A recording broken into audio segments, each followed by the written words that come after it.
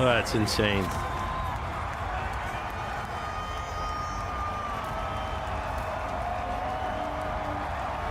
No. No.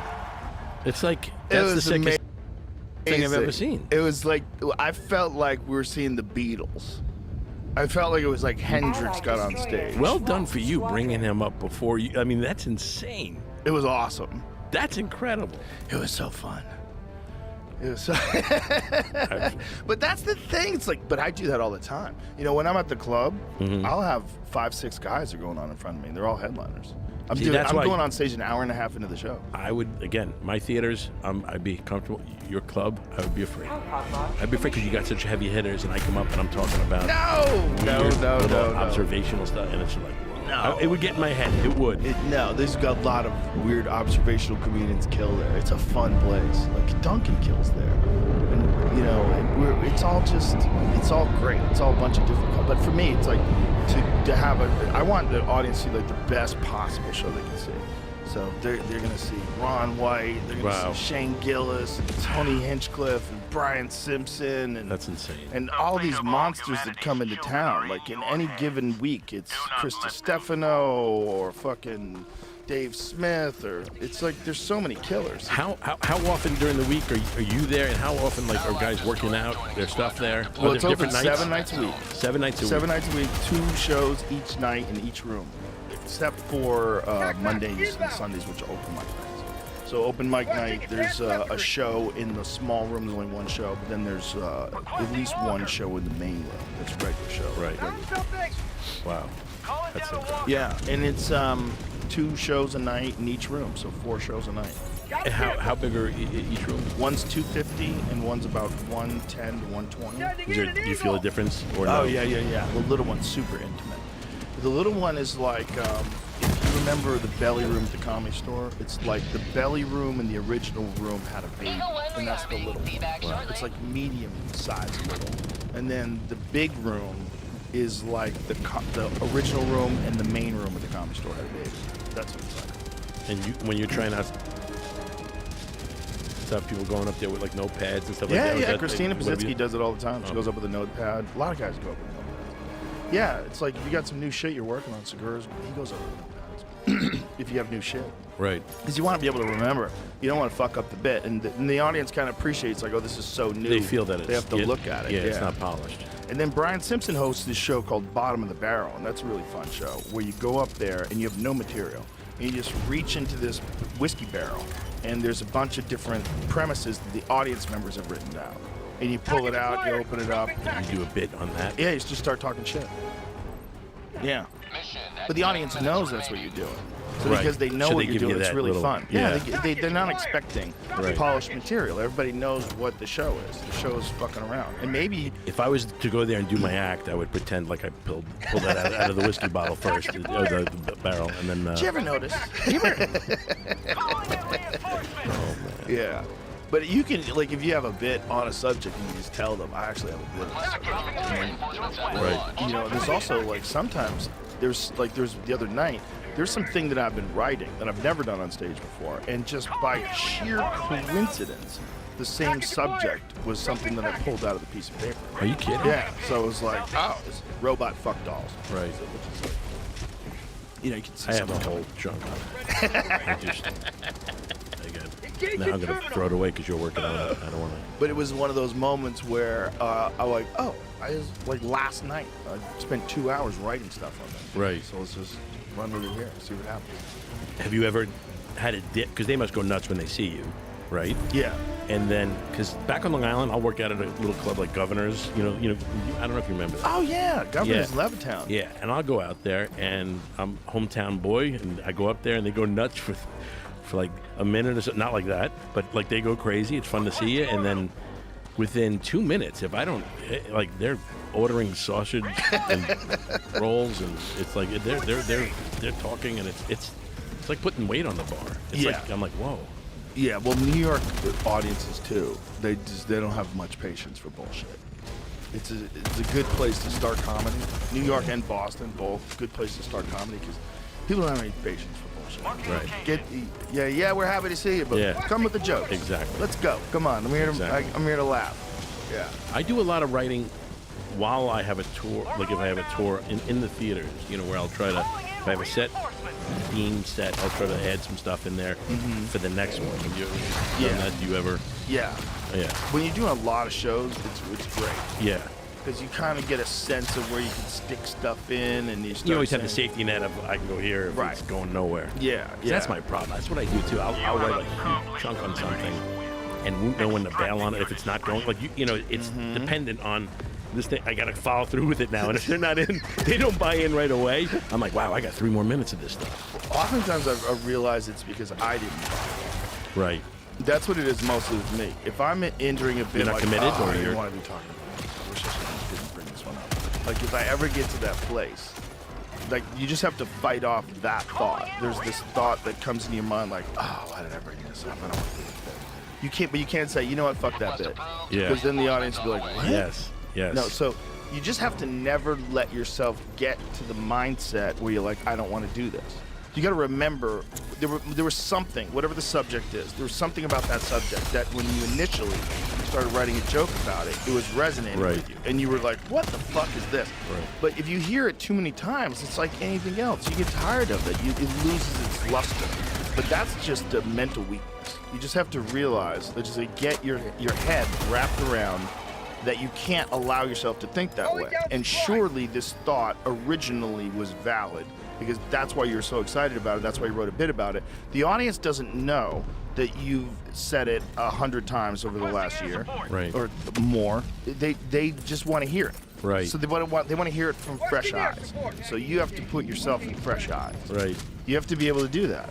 And that's the trick. And it's not like you're faking it either. You have to actually really be thinking about it like you think about it. If you want it to work at the best, like when a bit is really sharp, Yeah. you have to be thinking about it as you're like enthusiastically. coming to you. As Yeah, you yeah. gotta be actually engaged Right. with each part of it while it's happening. Well, when I write a new bit, and if I write a big chunk and it's too much, I'll go up with too much stuff, and I didn't rehearse it, like, because words are so efficient. You say one word or you're repeating a word, it stumbles you up, and then you're like, and then it kind of blows it for the next Yeah. part of the bit. So it's like, I got to work more at, like, really rehearsing my bits, just really getting through how I'm going to speak, how I'm, because Yeah. I stumble all the time. Well, the problem is then you start thinking about it. Right. And with new bits, they're just not etched into your brain yet. So as you go up with them, they're like little Bambi walking on ice. Yeah, It's yeah, like, yeah, It's yeah, not steady. yeah. But that's what like small shows are good for. That's what fucking around is good for. Right. And that's what also is like. That's when it's really important that you're inspired by whatever this idea is. If I'm inspired by the idea, I can always talk about it. Right. If there's a thing that I can get behind where I'll go, oh, dude, you explain this to me. And then if I'm in that mindset, I can make it happen. But I just can never let myself not be interested in what I'm talking about. Right. That's a problem that people have and that I've had. It's just, but you have to recognize it. It's like throwing a toaster in a bathtub. Well, what I'm trying to do now is because I used to write just separate jokes, joke here, and every time I would bring up a new subject, it was like the audience is starting from scratch again to try to catch up, and it's exhausting to try to understand. So if I try to put it in a story or like a theme to my set, at least they kind of know what's happening before, so they know, oh, this is, you tend to do these type of things, and then you talk about something like that, they go with you. It's like you're not starting it's easy to, what is it, push a moving car? Momentum, exactly. And that's been working better for me, because, everything was like just isolated bits of jokes that I would put, and I just put them in anywhere, put a lazy connective tissue to it, and it would be like, it would work. You get the laugh, but it's like there's no, building. That's why I always admired guys like Stephen Wright who do those man. non sequiturs. I'm like, how do you do that? And how do you write? Right. God, that's going to be so hard to write. Who's the guy? Mitch Hedberg? Yes. Same thing. Yes. Yeah, same thing. So non sequiturs. Just Yeah, didn't amazing. And you were with him every, Yeah. and that's what made it even funny. It's like, Who does that now? Are there any non sequitur guys that just go joke to? I guess Jimmy Carr's kind of non sequitur. But some guys they're just one bit to the next. Yeah. One subject to the next. And with Mitch Hedberg, it was always like super ridiculous. Like, and Stephen Wright, same thing. Everything was really ridiculous. And that became something that actually elevated it. Like, right? You know what I Yeah. mean, like it was they weren't storytellers, you know. Right. That's Yeah, it was so part. funny. It was part of fun. So out of it. Yeah. Yeah, this guy was like, Out of nowhere. somebody asked me, do I want a frozen banana? I said no, but I want a regular banana later, so yes. He's the best. What a fucking great He's the joke. best. Oh, he was amazing. Man. Oh, That was a guy, like, he didn't want to kick.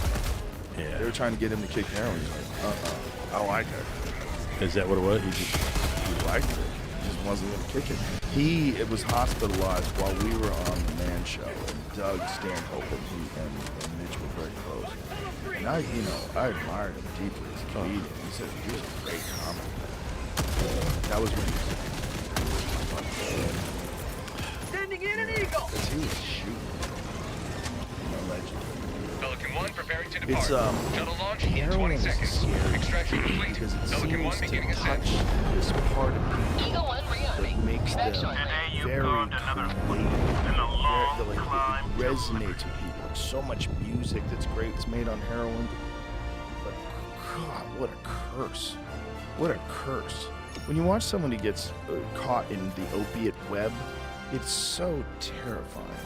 It's so sad to see. Yeah. And when you have someone who's just like this, I mean, imagine the kind of bits that Mitch Hedberg could have come up with Oh, over all what a these talent, man. decades after that. what a talent. Yeah. And he was all non sequitur. It was all one Yeah. bit leads into the next love bit. it. Doubletree Hotel. And I love it. I love it. Yeah. I love that humor, man. Just he was amazing. Yeah, he was. He was. It's just, that guy had a hard time in the beginning because people didn't know what he was doing. So he would go on after like these high energy like music acts. Yeah. Guys would sing songs and shit, and they'd have like a dirty rap, and they'd Just bring destroy up Mitch it. Hedberg, Yeah. And it'd be different like it would that. be And deaf. And you're in the middle of Ohio, or Right. whatever, and So they're not used to that, and they No. want the song. And they don't know who you are. You're just the headliner. Oh, he's on Evening at the Improv? Right. Okay. And then they go to see you. They really didn't know. They just said, oh, look, MTV half-hour comedy hour. It must be good. And then they go to the Right. local comedy club because it's a thing to do on a Friday night. But when they don't know you, that's one thing that is, made it a little bit easier is when people are coming to see you and they know you, as opposed to who's this next guy. It's kind of Yes. like just make me way, laugh. way Right? easier. But also comes with a trap because they'll laugh at stuff that's not that good. Right. Like we've all seen guys who only perform for their crowds only, like in big places, like they only do theaters, only do their crowds only. Like that act can get soft. Yeah. It can get soft and still work. Right. Because they're not being tested. They're not performing with other comics all the time. Well, you see a lot of these guys now that are developing an act because they did something on, like, Instagram or whatever. Like they develop these audiences that they get popular. Yeah. And then they put together an act. They go and the clubs are like, well, let's put this guy up. Yeah. And they sell out like crazy because they got a big following. Yeah. But it's not like working your stand-up, man. It's a different game. Well, there's also a lot of guys who do crowd control. Like, they do crowd work stuff. Like, it's like just fucking around with the crowd, and that's most of these clips. You've seen a lot of guys who put up clips of crowd work because that way they don't have to crowd work because you don't have to burn your material. Just talking to the crowd, you Right. just talk to them. It's fine. That can go bad. It can go bad, but if you do it enough and you get And you some get good at funny it, moments, right. You like get your Andrew safety Schultz net. has a lot of great moments. Right. He's really good at it. And you take those clips, and that way you're putting shit up, but you're not burning any of your jokes. The problem is some of those guys can only do that. Schultz is a great comic. Like, he could do Right. great bits. He could do great. I mean, he can do anything. Right. But some of these guys are only good at talking to the audience. And then when they have to do, did you ever notice? And Right. everybody's like, whoa. What's the this? audience can feel the shift when I go back to my own material. Like, Yeah. oh, you wrote this. Yo, what is this You- whack ass yes. bullshit Yeah. you've been thinking about all day? Yeah.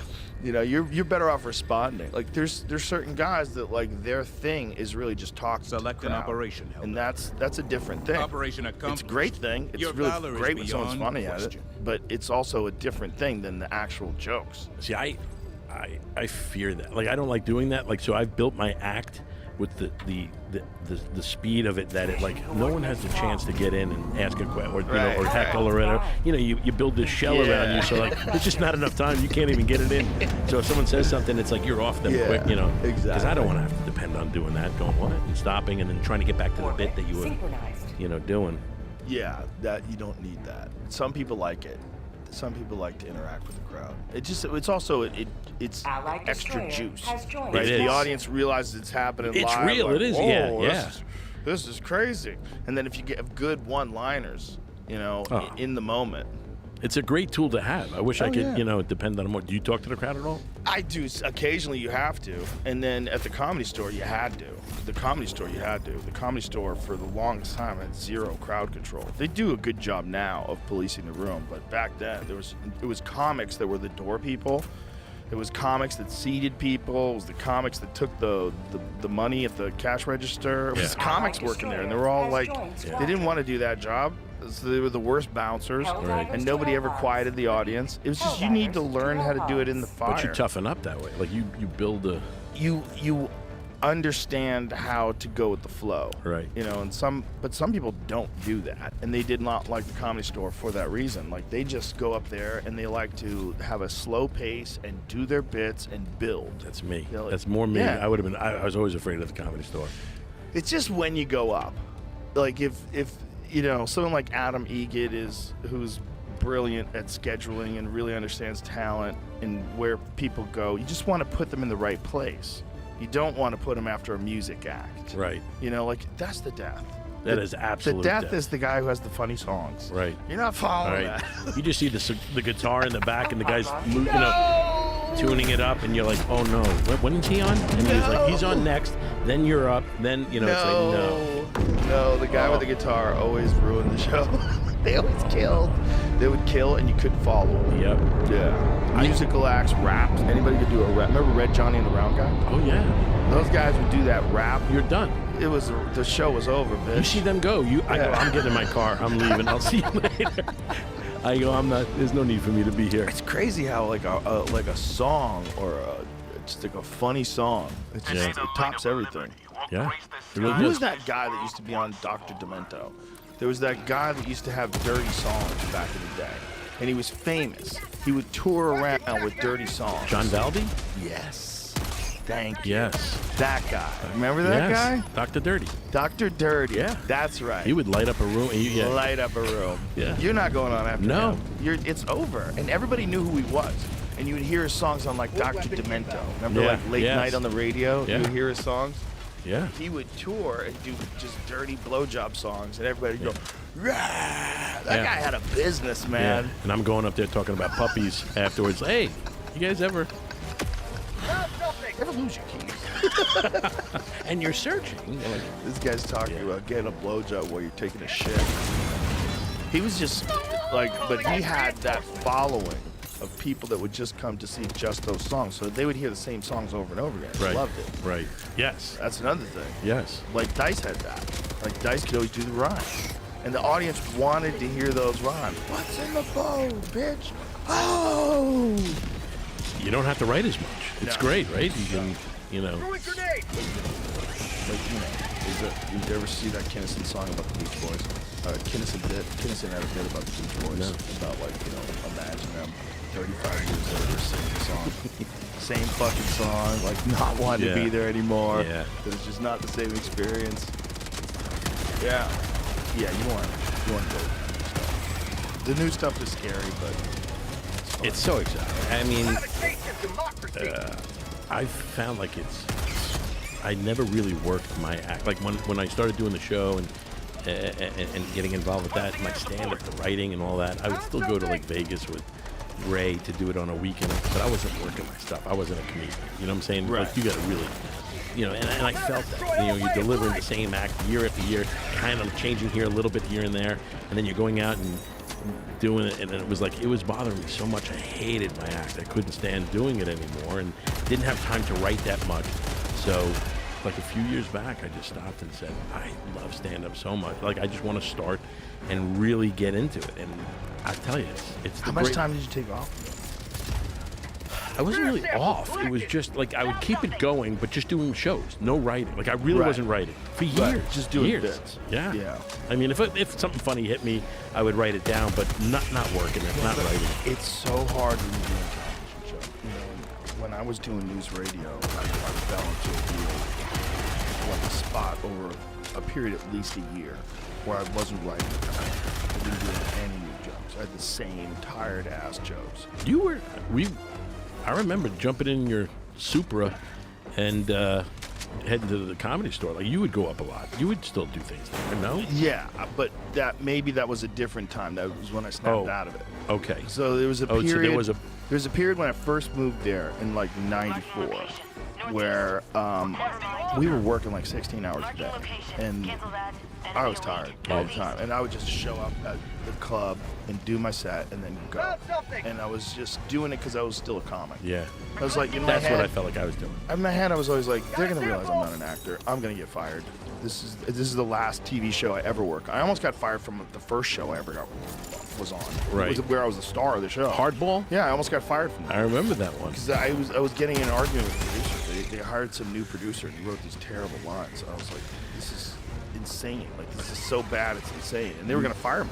You didn't stop it. I was like, this is Never crazy. did. Well, the thing is, the guys who wrote the original show were brilliant. They wrote for Married with Children. They wrote for The Simpsons. Right. And Jeff Martin and Kevin Curran. And when they had their show, the pilot was their show. Like, Jim Brewer was the mascot. I remember that. It was fun. Yeah. Mike Starr from Goodfellas Yes. was in it. I mean, it was Bruce Greenwood, the guy that went on to be in the Star Trek movies. These guys have been in everything. He was in Hardball. I remember. I Yeah. go to your tapings, I was man. thinking- It was I so much thinking fun. They were gonna fire me. So I was like, this is terrible. I so, love that So you did they that. hired a new producer. The new producer came in and took over and turned it into like the sloppiest, most obvious, terrible sitcom. Like that prototypical sitcom where you watch it and you go, ugh. You just Right. got to get out of the room. The jokes are so goddamn obvious. Right. And they wound up firing him. But it was between me and him. And so it literally got down to this thing where calling my agent saying, this kid is ruining his career.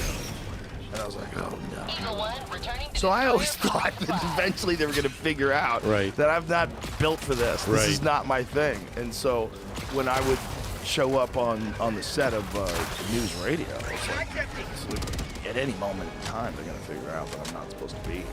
But we were working. Only because you didn't want it, though. I thought you were funny as hell in that stuff. Yeah, I You was know, just it's you just didn't insecure. like it. You didn't. You're. Insecure, didn't have any experience about actors, didn't know how to hang around with them. I was so used to comics.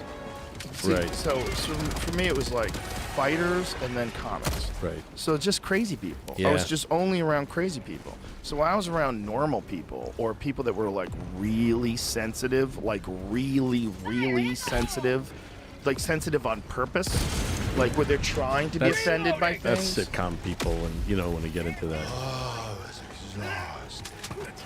It was exhausting. And you'd always hear about like the red flag, people that would scream and throw coffee in the face of the writers. Like, The news radio was that bad. Like, those guys were. oh, there was none of that. Yeah. Right. No, That was cool. No, that was part of it. The writers were great. It was a totally different kind of experience. Right. But what was my point? My point was that. What was my point? You were saying that. Thought I was going to get fired. Yeah, it wasn't for you. You thought they were gonna find you out. Oh, so I had to just do stand-up just to prove that I was still a comic. Because I remember at one point in time, the producer said to me, why are you still doing stand-up? You're an actor now. Oh, Never no. did that. I was like, oh, no, I got to get out of here. I was like, I was literally thinking, like, They're oh, this is changing like a you. They're trap. changing you. That's This is a right, yeah. trap. And then I had one really bad set one night in front of one of the producers and one of the writers. Fucking ate shit. Really? I went up at the store like late at night at like 1 a.m. in the main room and just had a terrible set. Just bombed. And then I really got to work after that. and I realized, like, oh, I've been slacking. Well, that's what I felt, man. I've been slacking Yeah. off because I've been working 16-hour days, and I use it as an excuse to not write. And then from then on, like, everything got way better. Like, way better. My stand-up, I dialed it in much more. How do you write? Are you the guy sitting down? I mean, I sit down in front of a computer and I just write. I don't write like this is exactly how I'm gonna say it. I just like spill my thoughts out because I feel like it takes me a lot longer to write the words than it does for me to think about things. So the more time that I'm actually just writing the words, it's extra time thinking about the thing. Do you where speak kinda, it like, into a locked computer? Do you into it. talk it? No, Voice? I just type. really? Yeah, I type. And I just, whatever the subject is, there's this one subject that I'm doing right now where I've written about the subject 4 times. So I start a whole new Microsoft Word file 4 times and just completely revisit it. Just one more time. What Let's look at it program are this you way. using? Because I'm nuts Just with that Word. too. I just use Use Microsoft Word? Word and I go into, there's focus mode. Have you seen focus Down mode? objective equipment. Yeah, So I used it to blocks use- everything else out. Right? Yeah, I used to use Lightroom. I'll still use Lightroom. I did Scrivener. I use Scrivener. Yeah. But use I'll that find too. one thing about it, and then I'll go, I don't like this, that it does sets my bits up this way, or it can't do this, or it can't transfer that, and then I'll spend the whole day looking up for apps for the perfect app, and I'm not writing. Yeah, it's like, you're distracting yourself. of course, Yeah. Yeah, I try to avoid that. I got the But terminal. Scrivener, what I do with Scrivener is I make each individual bit. Once I have it kind of boiled down, then I put it in the columns. So the way Scrivener Engage set in up, terminal. whatever the subject is. I love Scrivener. The only thing it didn't do, it didn't transfer to my phone, or the other, like when I'm at a gig, Right. and I wanted to look it up quick. You have to go to like a Dropbox, or like that, and it was annoying. I go, I need it right away. That's know. where Notes on iPhone is the best. The best. The problem with Notes, you ready for this? I got them all. Yeah. You can't categorize. You can't. It either goes alphabetical. So if you have your bits, I like seeing my bits on the side, where I go, okay, I'm working on this, and be able to move them anywhere you want. You can't, Right. because it'll fall into that. That kind of screws me up. That's true. You can't keep it in order. That's the only thing about it. Then I'm off that one. Then I'm looking 5 more hours. I'm looking for other apps. Right, because if you have a folder in your notes and then you open up that folder and edit any one of those things, any one of those subjects, changes. it'll move to the top. Yes, because it's the newest one now. Yeah. Yeah, That's that's not dumb. That should be an option. Somebody should make just for stand up for one of those things. I would love it. I would love Yeah, to. but most comics don't use them. Most comics just write things down. Like, you ever see Mark Norman's stack? No. It's crazy. He's got a stack like a phone book, like that thick of index cards and napkins that he keeps in his pocket. And he's so crazy. Like, you try to read it, you're like, it's literally like an Yeah. insane person. Yeah. You're like, because his he knows what it handwriting's means. Yeah. illegible. Yeah. And there's no order to them. There's just stacks. I mean, he might. How many did you have in his pocket? 150? Easy. Easy. 200 index cards. Where do you In his even- pocket. You go. How do you go? Here's what I'm going to do tonight.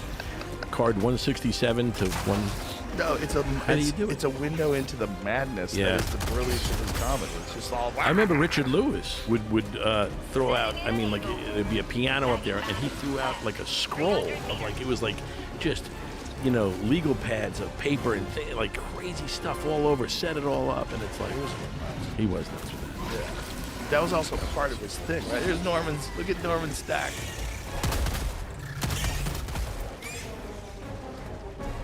Look at that. Look at that. What? Yeah.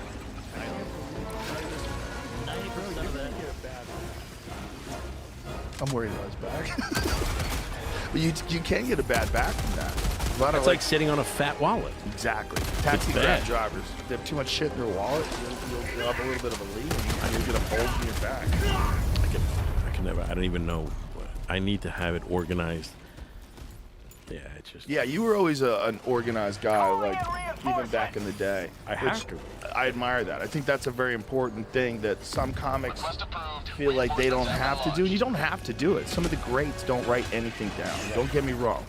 But I feel like when I write, if I just physically write, there's jokes that I will get that I won't get if I don't physically write. And not a few of them, like a lot of them. Like some of my best bits ever came from sitting down and writing. Do you find if you write the bit out, physically write it out, that you will remember it better too? or no? By hand. Yeah. If you write it by hand, you remember it better. That's proven. So if I do an arena, I got this from you, by the way. What? I got this from you All right. because 'Cause I'm not doing it anymore. No. I need to no. do This is what I got from you because I didn't have a rider because I'm lazy. So when I would go do theaters, they would just use Kevin James' rider. So when I would, because we have the same manager, so we had the same manager. I was like, "What's Shimmy eating?" Right. Like, it Oh, was- did you see that? Yeah, it was like all normal stuff and like whatever. Like maybe I added whiskey to it, or whatever it was. But one thing you had was index cards and Sharpies. I was like, "Oh, that's a great idea." So every time I do an arena now, I set up index cards and I will get there an hour early and write out all my bits. Write out all like the key points of the bits, all the things I want to talk about, and set that there. And then next bit, set that there. And so I have this coffee table, and I've got all these things, that index Why cards. don't you do a prompter or out. something like that? You don't want to do a No, prompter? no, I don't need it. I'm fine. Once I write it all out, I've been doing it every night. I know. Every night. It's like I just like to do that as an extra little detail. Just an extra little, just really dotting all your I's and crossing all your T's, so I feel good when I get up there. I don't know if it's I'm losing my memory, whatever it is, but it's like I need bullet points up there. Let Let me get you some of this. Do you take any Homeboy, you have to- nootropics? I take nothing. And Okay, this is what you're gonna get. I'm gonna give you this. Just take this one, and I'll get you some more. I'll send you some more. That's Alpha Brain. That's on I'm its. really that's feeling it. the black label Alpha Brain. That is the top of the food chain Alpha Brain, the strongest one. Am I going to see unicorns? No. It helps memory. It's really good for memory, and it's really good for focus. It gives you like a little extra juice mentally. Now, if you're a moron, you're not going to notice it. Like, I tried it, fucking shit, bullshit, snake oil. Trust me, as someone who makes a living using his brain, there's certain things that you can take that Right. are not bad for you, that are just nutrients that enhance brain function. You know what another one is? Creatine. Creatine's okay. Yeah. It's okay to do that? Oh yeah. And get Creatine's very safe. Creatine's one of the safest supplements. It's also what does that do, though? It gives you it adds water to your body. Your body has more water, and that's one of the functions of it. And it's one of the reasons why it makes your muscles look bigger. It makes you stronger. It really does work as a fitness supplement. Like if you're training and lifting weights, creatine is one of the very best things you can take. Creatine, I would say beta alanine. That's another one. But I gotta give you this thing that Weidman gave me. These herbal pills, completely natural. He gave me. We were playing golf in Atlanta or whatever it was with DC. Cormier was there. It was just the three of us went out, and I was, I get up in the morning. My back is killing me. My everything. My joints are hurting. I get to the course. You're walking around hills up and down all day. I'm like, I'm gonna be so gone on this thing. And Weidman says, take a couple of these, pills. You usually got these things that are completely herbal, and what is it? it's ashwagandha. Like I don't know, ashwagandha, but it's okay. what the key with this stuff is. I said, well, why? Because he gave it to me, and he says, just do me a favor. Mark right now where you feel, how your joint. I go, I feel horrible. My knees are killing me, my ankle, everything. I feel everything. My back. You're swinging a golf club. It's brutal. So he goes, and just take 3 and tell me how you feel in in a few hours or whatever it was. And I forgot about it. And around the 9th hole, but I swear, I'm around the turn. It's a couple hours later. I'm going. I feel amazing for some reason. Like all the joints, like the jujitsu finger thing when you when you first come back, and it's like that pain. I had all that joint pain, and it was gone. I was literally pummeling with DC. I'm like, come on, let's go, man. I felt amazing. I go, it's the pills. I go, this is insane. I go, can you give me? And DC tried them too, and DC said, I haven't wrestled in a long time. He goes, he tried them. He goes, I love, I want to know, I know nothing. I'm trying to figure out this is a placebo effect or what it was. He gave them to me again. Same thing. Felt amazing. Does So Weidman have those on his Instagram? Can we find out what that stuff is? I want to literally, I don't go into business with anyone. I want in on this thing, whatever it Really? is. Dude, I'm going to give you, I have some. Try 3 me days. some. Yes, just try it. Just mark how you feel if you have Okay. any pain. Because if you go, I felt nothing, it might be the case. But these things, I did it a few times, and they ran out of them. He couldn't get them, and then he got them again. Everybody he's How given long to. before they make that illegal? Whatever it is. I know. They just made BPC 157 I know. illegal. It's the I'm telling you, I'm out of shape now. It is literally the only thing that gets me up, and I'm like, well, I could work out. I could do it. Really? I took on again. I want to know what's in there. Yeah, I'll find out from him. It's all natural stuff, but the thing about it is, Speed's natural too, you know. I don't know. It's all coming from I the know. earth. I know. Everything's natural. The key, what they said in these things is like the guy throws out, like, because when you get, even if you get ashwagandha, the active ingredient in it will, like once it's gone, people sell it anyway, and it's like dust. It's like crap in there. He doesn't use. He throws out like 70% of the stuff. He said, and I was like, I don't know. I don't care what it is. I just want it. I want to give it to my family. I want to feel better. I'm just an older guy. Yeah. You got to help me with that working out. I'm telling you, I am literally right now. I feel like I am on the cusp of either, being that athletic guy. Go back into where I get in shape like crazy, or I'm wearing cardigan sweaters and literally, grandpa. Well, just get a trainer. I'm doing a documentary right now. Yeah. And I started it in January. I'm assembling the best guys. Like Dolce is going to help me out with this thing. He's awesome. We already did one. We already did a documentary. I did it on, it was called Cheat Day, where I thought you could work out like 6 days a week and just have one day to eat what you want and just do it that way. And I had Dolce come in and be in it with me and work me out and do it. And he kept going, you're not going to be able to do this. And I go, why? Because your one day is going to destroy everything. And you said, and I remember, you can't outwork a better diet. And he was right. It was like, I would crush it so hard. Like, people don't know what I can eat. Like, you know what I'm saying? Like, when people go, oh, I'm a foodie, like, it's like, you have no idea how much I can crush food. And that one day would just destroy it for the rest. Yeah. The food thing is, you can't outrun a bad diet. You can't. It's the best phrase. It's real.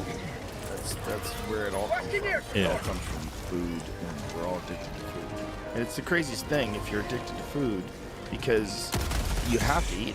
It's not like heroin. Like That's if you're right. addicted to heroin, like, oh, I've got a heroin problem, and I'm going to take a little bit of heroin. Right. No, you're going to go full bore again. You're going to be fucked. It's like, it's one of the very few things where you're addicted to it, and you got to not be addicted to it anymore, but yet you still need to eat it. Well, What? That's Yeah. crazy. That's a crazy conundrum.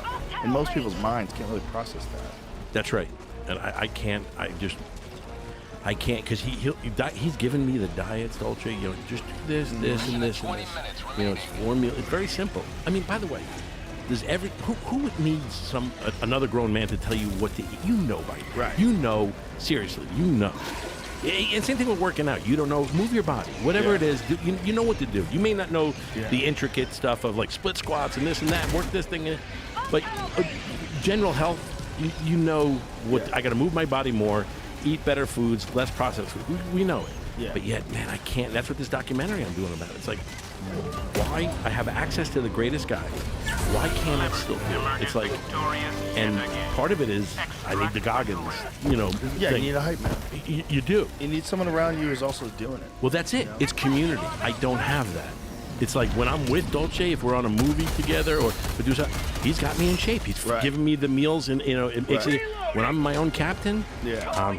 homeboy, I'm gone. I'm just gone. One thing that you can try that I guarantee will help you lose weight is the carnivore diet. Because if you do it, the one thing that you're going to not eat is any carbohydrates. You're only going to eat meat. And if you cut out all bread, all pasta, all sugar, all bullshit, I'm not saying this is a great diet. I'm not saying this is the way to live. I'm saying this is the best way for me to eat. I've done every other kind of diet. This one works the best for me, and it's the one that keeps me lean. Because when you're eating just protein, your body hits a satiety level. If you're just eating steak, just steak, your body will hit a level and you go, this is all I need, and then you won't want to eat more. But if I'm in that same mind space, and there's steak there, but it's next to mashed potatoes with gravy, a bowl of pasta, ice cream, then I'm going to keep going, and I'm going to get another 7,000 calories. Yes. I'm going to keep going. But if I just eat the steak, then my body starts processing ketones. I start, instead of using carbohydrates, I'm only eating protein and fats. Your body goes into like a ketogenic state. You think better, gives you an extra gear with thinking. The ketogenic thing is, I mean, that It's real. for me is worked. It's because Dolce will hate me for saying like he's like, you know, when they say blueberry, you know, or, you know, carbs, he's like carbs are fine for you, like the right carbs. There's nothing wrong with carbs. Right. It's a fuel for your body. Right. But what I'm saying is, if you're trying to lose weight, one of the best ways to regulate your appetite is a carnivore diet, because you don't overeat with it. But I think it's deeper than that for me. I think it's mental. I think it's like anything will work. I fasted that work. You know, like Right. I've done everything. You know, it all works for a while. But why am I this size now? You know, every time I'm like, you know, just recently I started stop comparing myself to other people and trying to like just say get better than yourself. Yes, literally that concept for me works. It's like when I'm in there, because he'll give me workouts, Dolce, to do too, and I can't do. I don't do them. I can't do the reps. 4 sets of 16. I get so bored by myself. Like I start doing my own stuff. I'll do eclectic stuff, great stuff on a treadmill, all movement stuff. Like I love it, just throwing punches, doing things. But I walk around, and then there's no way to measure it though, because the next day I'm not doing that. You know, so it's like I'm the guy who walks up to the bag, hits the bag a couple times, then walks. Oh, look at this thing! I have every piece of equipment in my gym. I do. If you saw my gym, you go, the Rock live here? You know, it's like literally, it's like they see me and they're like, "What are you doing?" It's like I buy everything because I buy into it. I'm like, Right. I because wanna it's a use little this. piece of hope. Yeah. That's what it is. Right. A treadmill is a little piece of It's a hope, a new thing. Like I got the Jacob's Ladder. I go, oh, it's great. It's jujitsu. You're grabbing the ring. This is great. functional. Yeah, it's collecting dust is what it's doing. It really, because I don't use it. So I need something. That's what this thing is. What can get me? Because I am like most people. I'm telling you, you don't need a lot of stuff, but you need something to engage yourself every day. There's got to be a bridge between what the Goggins way and people who do nothing. Like Yeah. you got to get that. Like I saw you were doing this with the other comedians, which I love. You know, it's like where you go, I just want him to walk, or just get him down there. That is so important, man, because it's like if you can get into that groove, you do feel better. Like that's what blows my mind. I've gotten in shape a couple times, and I'm like, I don't need to eat any more crap. I love the working. I love the way I feel. And then it slides right back. What happens? Well, it's one of the things about you that makes you really funny. Is you're indulgent. You're just you're a wild dude who's like trying to stay buttoned up. It's like part of what's really funny about you, right? And that indulgence, it goes into other things. And for you, it's food, Right. You know. Luckily, it's not gambling or something like Right. really crazy. Right. You But know? I don't. I quit things too. Like I feel like I have the same, almost intensity that you have, but I'm not a finisher. Like I don't. Get really into things, then We you stop. started jujitsu. Did we start at the same time? Yeah, basically the same time. Beverly Yeah. Hills Jiu-Jitsu, right? Yeah. Like you were the one who brought me down there. Yeah. Sending in an eagle. I'm a blue belt. and barely 30. You know, it's like, Yeah. do you know what I'm saying? It's like because I start and stop. I don't. Right. You know what I'm saying? And that's in my head. I'm like, if I would have done what Joe did, man, look where I could have been. And I'm trying to, why do? And then I start comparing. Like, all right, you can do it now. You do that. And if I play that game, I'm done because I can never catch up to other people. Well, a lot of it's like learned behavior patterns. You get stuck in.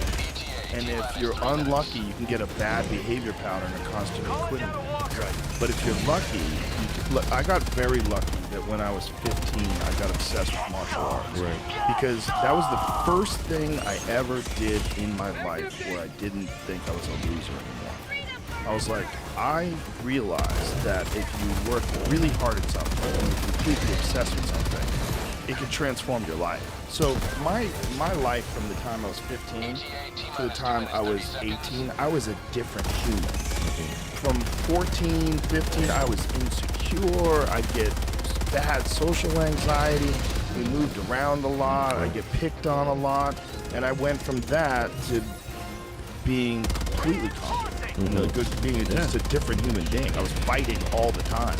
It wasn't like, to me, the fear of like conflict was pretty much gone because I was just engaging in conflict all over the country. I was flying around. My whole high school all my time. So I got in my head that the way to feel better and to get life to improve is to just fucking dig in and keep going and don't ever quit. Don't fucking quit.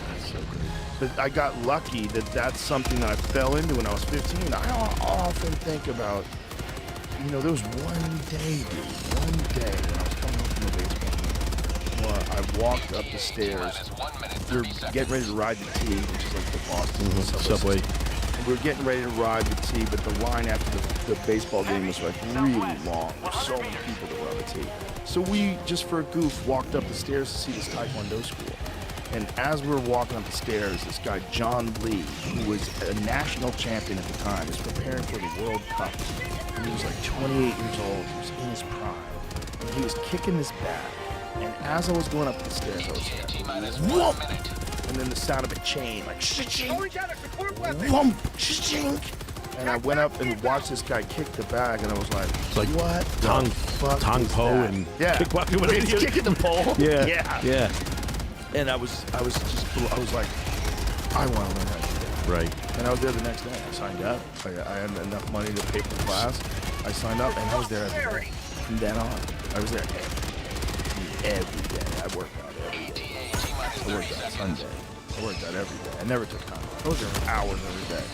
I just eat food, go there, and I'd be starving by the time I left, and then head home and go back again. That's you're blessed, brother, because you have something that most people don't have. That they don't have that. Like you have. Everybody has the intensity in the beginning. You know, when they see something, they're like, I want to do this. I want to say, I do. Like I get all pumped up. I'm like, this is it. This is all I want to do. And then it's like you don't want to suffer. You don't want to put the the work in. That's the difference between we both love jiu-jitsu. Well, to love something you gotta know it. You have to know it, right? You can't love something you don't know. Well, I love it. But you know what I don't love? Obviously, I don't love the mornings, getting the gi, cold gi on. You know, there's things about getting in with a, you know what I'm saying, getting on the mats. They're sweaty. They've been there since like 5 o'clock in the morning. I got to travel to do it. It's going to hurt. These guys are coming after me. You know, it's like, you know, you're in there and it's, I'm nervous and so I stop. I get back into it. You know, I'll let it go for a while. You do. You go through that and you become, you know, you overcome those little things, and it's like that's how you grow. It's like I get right up to the edge of it, and then I'm like, so I don't love it as much. It's like you commit. You have to suffer. You have to suffer. You know, that's the only way you're going to show your love for anything is you got to suffer for it. There's got to be that you overcome that. Otherwise, you don't. You die. You know. You have two people. Everybody has two people inside. Mm-hmm. Everybody has the person inside of them that wants to go to sleep. Right. The person inside of them that wants to quit. That guy's winning, by the way. That's the guy who's you see before you right now. And the other guy that's like, no, this is what you need to do. But the problem is with a lot of people, that other guy that's like, no, that's what you need to do. That person's really timid. And that person, they just, well, maybe it'd be better if we just went for a run. Like, shut the fuck up. I'm going to eat chips. Right. And that timid version of you is what you need to cultivate into being like the boss. Right. That's the boss. So I have a boss. My boss is that voice. Yes. I let that voice win every time. I love it. That voice says, shut the fuck up and get in the cold water, pussy. That's dying to yourself, man. That's literally saying, I'm not gonna where I'm comfortable. I'm gonna. I'd much rather do this. I'm sure you know, much rather do something than jump in a cold plunge you know, get a cup of coffee and go hang out and talk. You know, you do that, and that's something I need to do more. Like we all do. It's like that's the only way you're gonna embrace it and get better at things. I'm trying literally flying. Like I said, I drive everywhere these gigs, and it was getting so much that I'm like, I'm afraid of flying, but I'm like, I gotta just die to myself, just do this, have faith, you're gonna be fine, you do it. And each time you do it, you're like, all right, you did it. Yeah. And you have a bad flight, you're like, I'm not doing it yet, you know, but it's like, you know, it's... You just gotta give the boss some strength. Yes. Yeah, and the boss has to win a bunch of battles, and when the boss wins a bunch of battles, and he wins them every day, then eventually the boss becomes a louder voice. And then you get it to the point where the boss gets to tell you what to do, and you don't deviate. And even though you have all those feelings, Every time I lift the lid on the cold plunge, I'm like, let's not do this. Every time. But the boss is like, shut the fuck up. The boss gets mad if those voices pop up. So, like, I'll make you do an extra minute, bitch. Right. Get the fuck in there. I love it. And, you know, there's two pieces of advice I always give comics, or just young men in general. Aspire to be the person you pretend to be when you're trying to get laid. Yeah. Just be that person. Yeah. Instead of pretending to be that person, become that person. Right. Become a person that you would admire. You can do. It's possible to do. If you can pretend to be that person, you can actually be that person. Right. Aspire to be that person. And then the second one is live your life like a documentary. Live your life like as if you wanted the whole world to go, wow, that guy's really killing it. Like, I love the way that guy handles things. And then you're gonna fail. You're gonna fuck up. You're a human. Everyone's gonna fall into a like. Throwing grenade. Just go back with the same effort. Get back into it with the same mindset. Live your life like a documentary crew's following you around everywhere. How would you want to be? Well, be that person. Actually be that person. Right. Become that person. You can become that person. It's funny. We're doing that now, and it's like we started in January, and I don't know. I think I might have went up 4 pounds. I don't even know. Like, it's like, you know, because I go down, and then it's like, but you're right. You're right. And I'm going to show it all, you know, because that's what it is. It's the struggle. It's the process. Dude, you just need to hype. We're neighbors. Oh, buddy. By the way, I love Austin. I'm coming here. I would be here every day. Fucking move here. Move here. Club's always very available. You'll have fun. Great place to work out. Come here to my gym. Work out together. I'm in. Oh, we got a beautiful gym here. Dude, I think I'm just going to rip my kids out of school. We're going. Let's just do it. It's great here, man. It is really amazing. great here. The people are so friendly. You got the way they treat like freedom here is like a religion. Freedom is a different thing in Texas. They are not interested in controlling your, you know, what you buy and where you go and what you do on your land. You can own a zebra. They don't give a fuck. There's more wild tigers. Or there's more tigers, actual tigers, in captivity, in private collections in Texas than there are of all of the wild of the world. That's insane. Well, you just sold me. I need tigers. zebras and tigers. They have. I drove by a place the other day that had giraffes. People have giraffes. You can have whatever the fuck you want. If it's your land, they just leave you alone. They're like, this is your love it. land. We should all just do whatever die. you want. I mean, You know? if this And they is, love- we and- can't and- extract. What's the point? The comic is Oh, booming. it's I went fun. and I got my beard trimmed at a place just yesterday, and they were talking about the mothership. Like they go, and it's great. It's a whole different vibe here. Everybody's great, and I'm like, really? And he was like, oh yeah. Well, this is the first time in our lives where a scene emerged. There was kind of a little bit of a scene here in Austin. There was a few clubs, a few comics, some good comics came into Austin for sure. But there was no real scene where a bunch of assassins lived in town. And now there's like Shane Gillis lives here, Duncan Trussell lives here, Tom Segura lives here, Christina Pazitsky lives here, Tony Hinchcliffe lives here, David Lucas lives here. It's like, holy shit, Brian Simpson lives here, Tim Dillon lives here. He's got a house. He's got multiple houses. He lives everywhere. But there's so many killers here. It's just every night you go to that club and it's just packed with great comedy. You know what it is? I'm telling you, it's community. Yeah. I don't have that. Like when I have it in, you know, little bursts when I'm with people on a movie set or whatever it is. But it's like I don't have that in my everyday life. I need that. I really think that's a big thing. Because I need the hype man. I need, you know, We to need be in each that group other. where you just Yeah. start doing it. I did one training camp with Weidman and those guys, you know, earlier on, and with Aljo and these guys, and you know, I just jumped in with them, and it's like I was with them for I don't know a few weeks, 3 weeks, you know, and then I had to go out, but it was like you develop this Camaraderie. brotherhood. Yes, it was so much Yes. fun. It was, you know, going through everything. You're eating together, you're running sprints Yeah. together, and I was like, whoa, this is really, really cool. That's one of the great things about fighting. I know our heroes would So, not have us. those guys are so tight. They're all friends. Oh, such a They're all tight crew. friends, and they got so many players. Oh my Jesus gosh. Christ. Aljo, Marab, Marab, Chris this is the Wyman. funniest thing ever. I came my He's an first animal. day on the camp, whatever, and they were sparring in the octagon, and I had my headgear on, and everybody's pairing off with everybody. You know, they're just in Weidman goes, you know, when Longo's setting it up, just you guys go with you guys, everybody, and switch it around, this and that. And I was like worried because I go, Chris, I don't want to go in. You know, he's get in there, just mix it up. And I'm going, I'm not even a fighter. I can't do this. You know, whatever. I got in there. Everybody else, Aljo knows me. You know, these guys know me.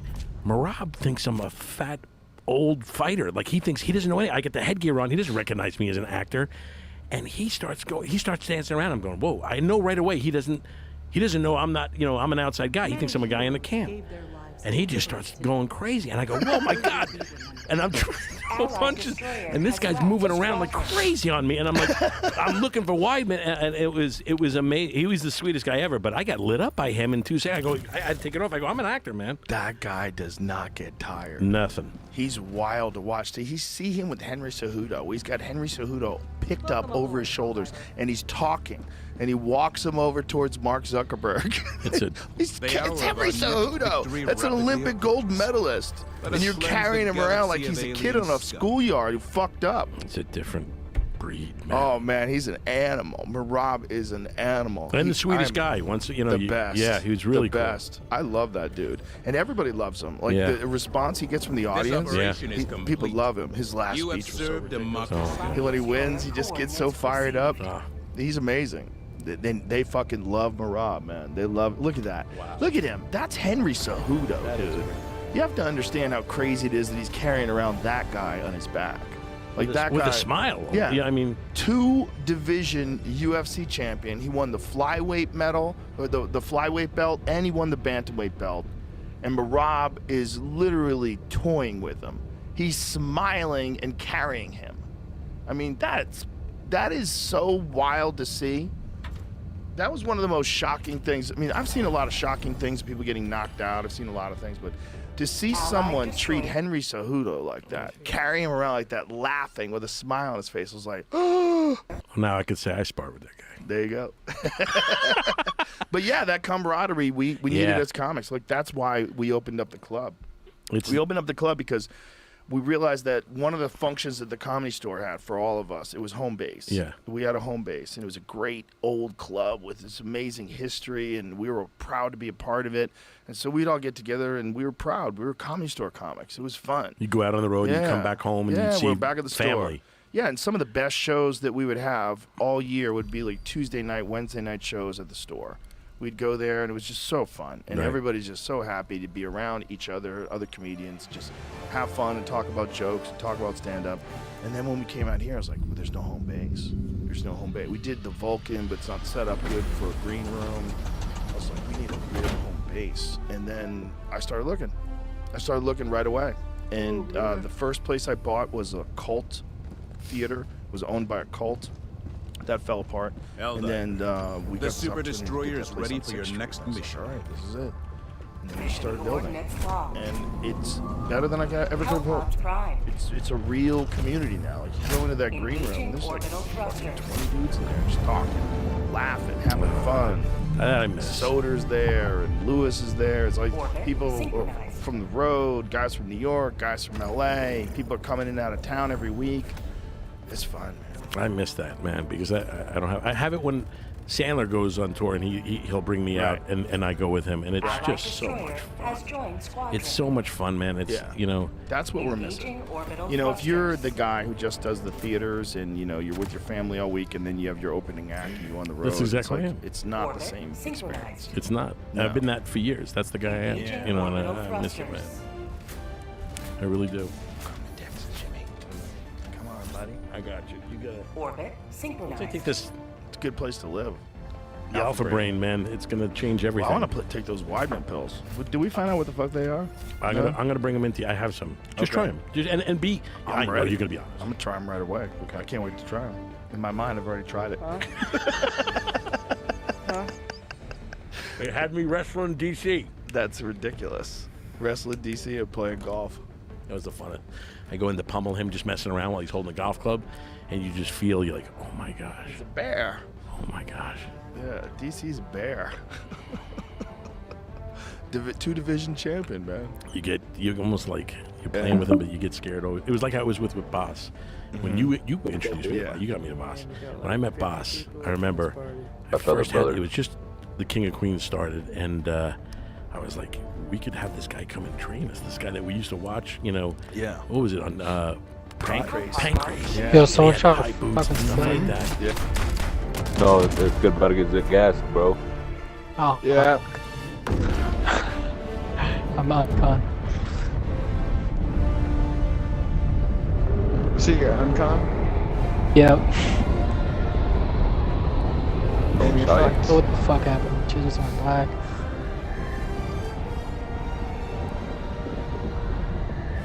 I'm bleeding like a motherfucker too. Wake up! Hey, Breezy, trying to hop on that scary game while these guys get over here? You are the best of the best. Live up to your name. Yeah. Live up to freedom. Warren, say something, fuck nigga. Can you hear me? Yeah, now I do. Don't say that. Stop saying that. Coming back Are you up. coming back up? Okay. Are you streaming? I'm streaming, dude. Hey, Oh, we getting on the yeah, scary game? I'll get on it. I'm chilling right now. Alright, I'm fucking running, dude. I gotta get over. Oh, I'm dead as fuck. This shit's gas. Oh, yeah, I died. Requesting tac pack. What the fuck? Requesting advanced weaponry. So we just grab some shit in the log. Yeah, that's what I'm about to do. I grab my backpack. Grab some shit to the log. Oh fuck, I don't have enough room for all this shit is the thing. Yeah. Okay.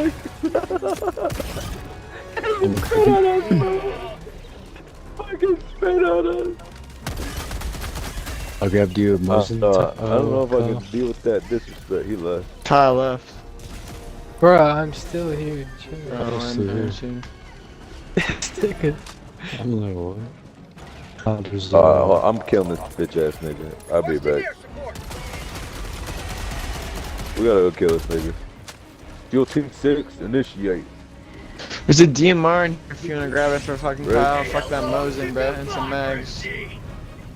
Bro, I just got fucking gassed out on some dumb shit. Shit, there's like I woke up with gigantic a broken fucking leg explosions and happening right now. like 4 cuts. And dogs being freaked out. Prepare to exterminate. Hey, Here. I'm getting on that. Cody, Yeah, let's scare you. What's up, Ty? Try to download that shit, bro. grab the DMR and these Yeah, mags I'll for left. Kyle. Hey, Warren, you on Outlast? Not yet. Let me finish this mission now. Fuck, nigga, let me know when you are you fuck. Well, I need this skunk and Hey, Talking wait, to you my good? boy You like didn't take any. that. hey, let me know. So we can get 4. I call this. What's up? So tell E to get on so we can get 4. Hey, you steal my mini Glock?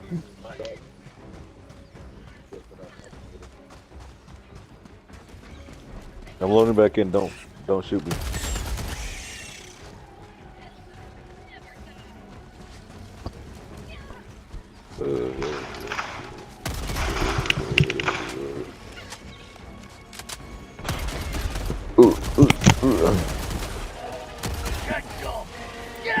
Yo, I'm finna go watch a movie or some shit. Be on this shit tomorrow.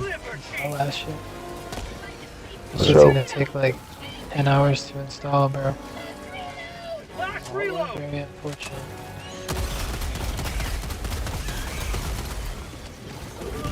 30 GB. Alright, I'm logging out, I guess. That's it. I'm logging up. Gonna take a few hours. These guys are all fucking losing my game. Out of ammo.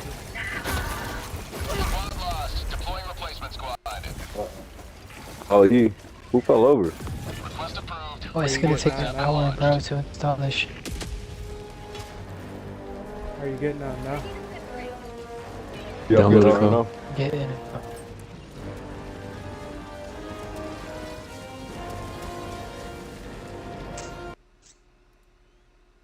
Do a stinky leg and get wild.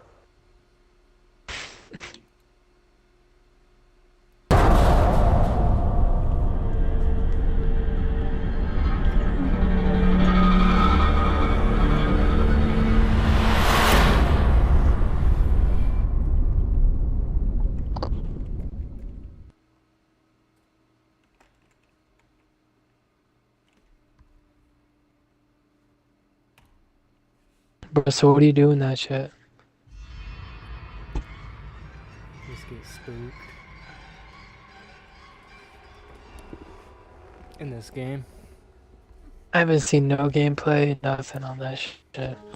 Watch my stream, you can see the gameplay. I beat the first one on fucking insane in 2 hours and 30 minutes. Cause the other ones, it's just single player. The only reason I play this one is because it's multiplayer. But you haven't beat the other two? Hell no. I played it. What the fuck? I think the second one was ass. Bro, the second one was trippy for me because it took place in like a place I know, And like place in Arizona, and it fucking This is your cell. trippy. There are many like it, but this one is yours.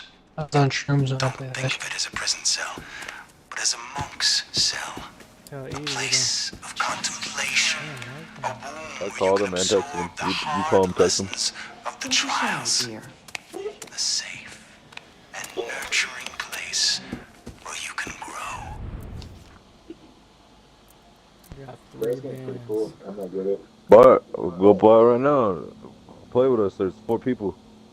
I'm gonna get I'm going to man. Damn, I wake up every day with Stella. I still be ganging every day though. What he said. We're all here to help. Any fear you're feeling is left in the world out there. It's like 8 inches big, Magoo.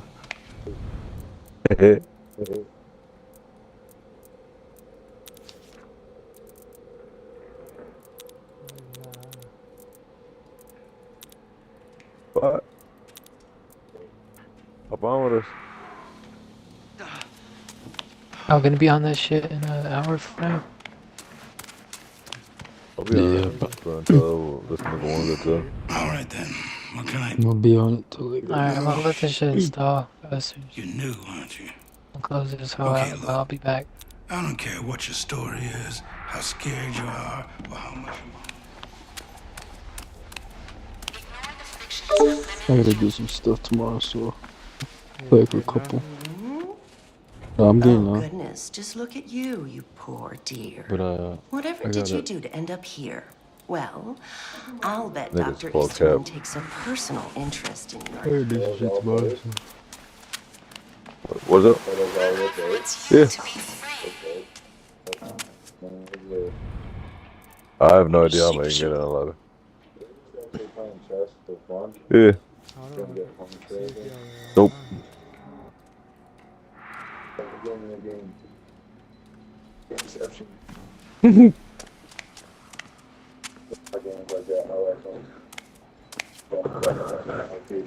Yeah. Where's those bad pens at? Alright.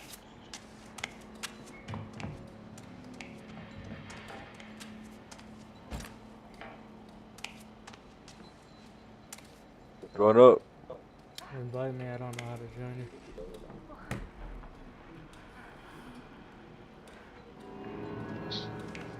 Which one you want?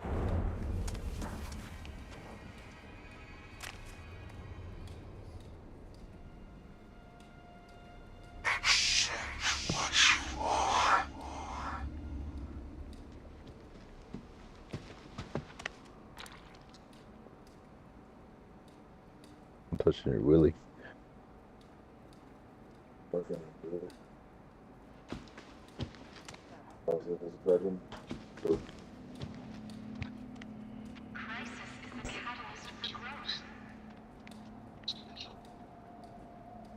Please, you gotta buy a TV or something, bro.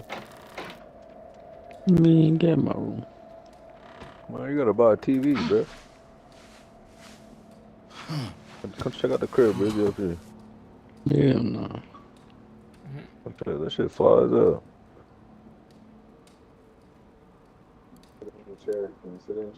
What's up? So what missions y'all gotta do? Check real quick.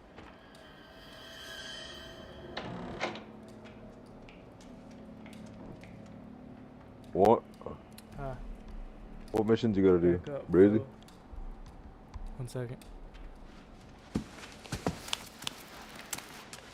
Grind the bad apples. That's what I gotta do. I got 5 people watching me on Twitter.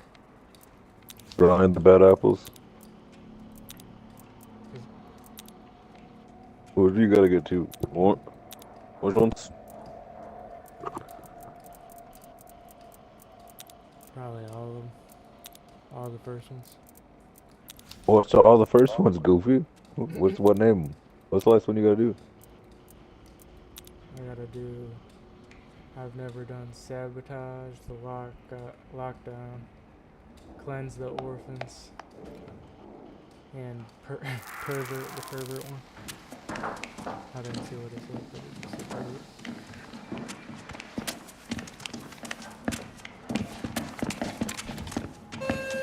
The shuttle is ready to take you to the trial. You are powerful, you are beautiful, you are deserving of our love.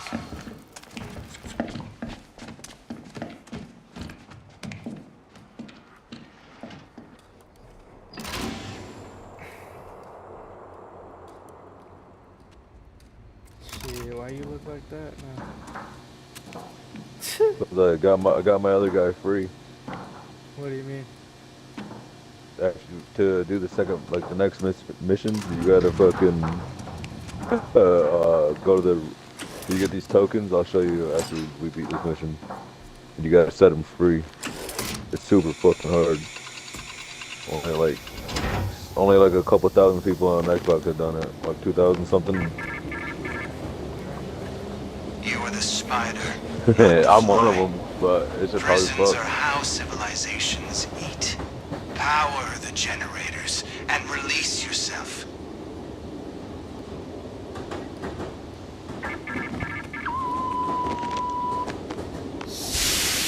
Which one is this?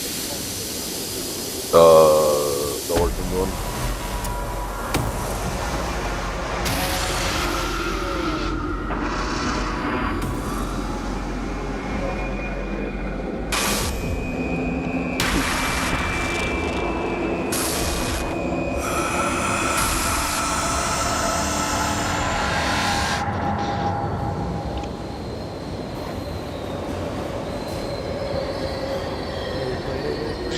Sabotage the lockdown. That's the one you gotta do? Mm-hmm.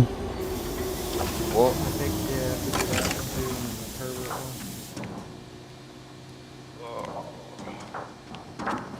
one. I gotta get blunt reps. Get you a leaf outside.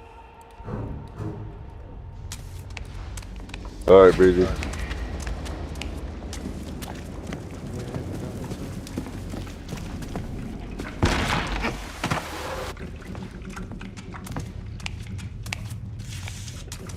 I gotta remember the controls and shit. Oh, hold this one right here.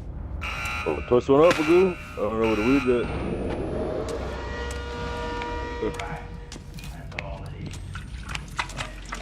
Hey, lift this up, lift this up. Lift this up.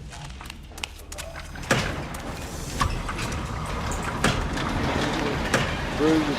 We gotta go. Warren, we gotta go. Warren, we gotta go. Oh, shit. Warren, come on.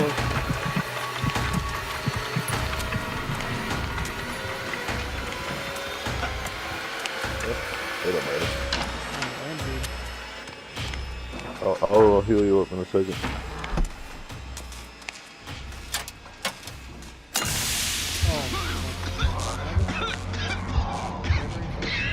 Will, let's go to this door right here. Can go to the door.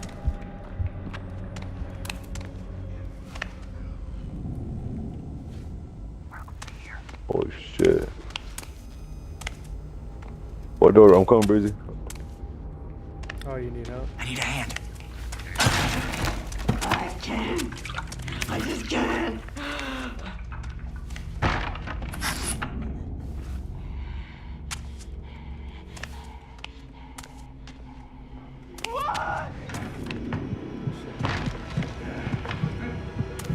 Yo, I need help right here. Oh, shit. Do we just have to reach the exit? Oh, just fucking left me. Don't go that way. Don't go that way.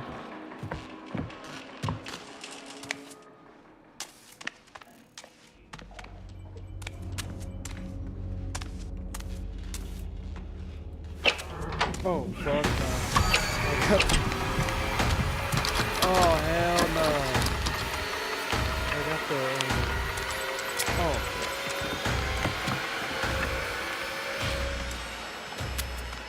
Top dude, damn. Everybody needs me!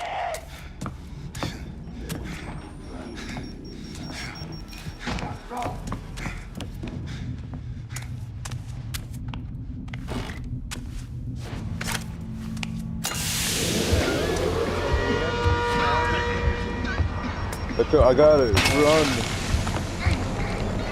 Oh, hell no. What the... Crazy.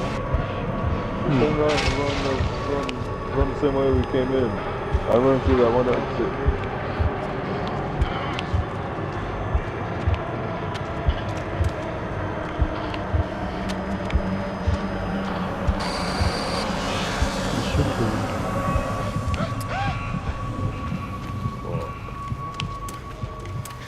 Is this it? Please exit mutual shuttle. Did you take that? I fucking took it. Did you take my psychosis shit? Here we go. What? Oh, I thought that shit was you, bro. No, it wasn't me. That was fucking Will's character. Stab my ass. Wait, what? Oh, deep in the mud. Where we first came in, Connor.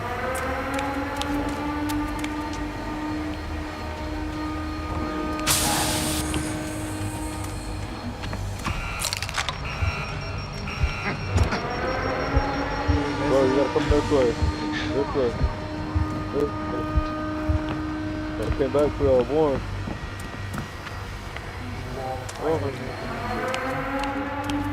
Warren, turn around right here. I'm right here. Hit the door. I'm coming. Oh. You going? Where's you make it? No, he closed the fucking door. My fucking bad. I didn't Some mean to. bullshit. Right here, follow me. Follow me, Close follow the me. door and shit. He didn't even see me. Alright, come on. Come on, this way. We gotta go this way.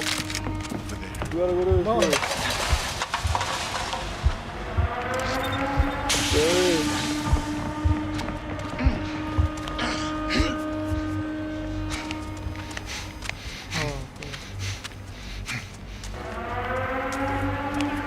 Are we timed? Well, go. Let's go. One, go.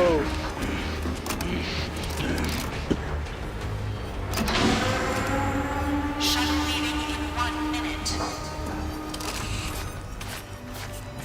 I got that B plus with it. How did Breezy get A?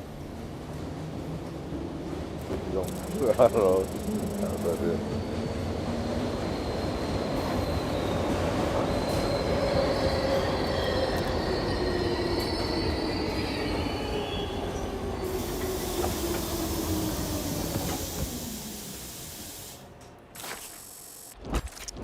It would have been A plus if you didn't close that door on me. Why B and Breezy got the same face? We got the same character.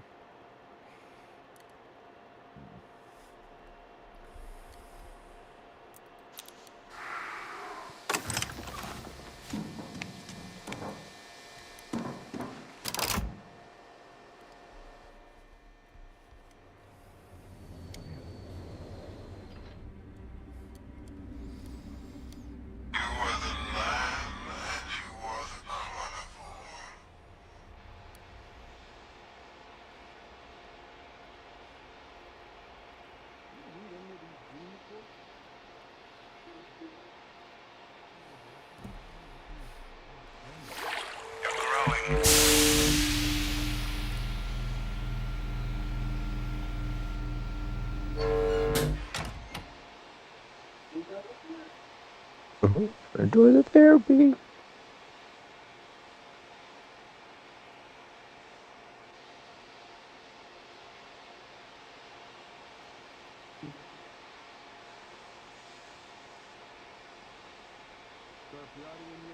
Where y'all fuck niggas at? Huh? On my way down.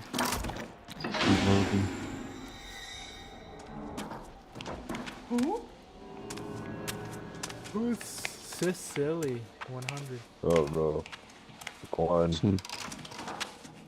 I'm gonna Let's accept. see what's in the No, I'm just medicine kidding. cabinet.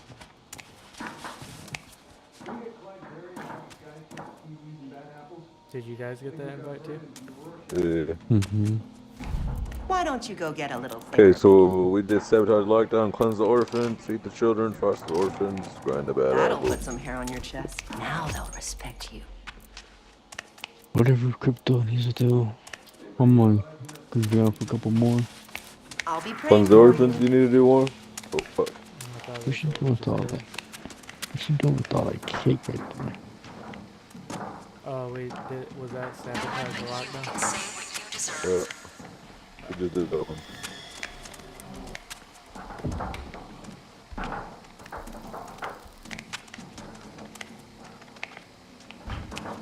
It's doing it, it's completing them for you, right?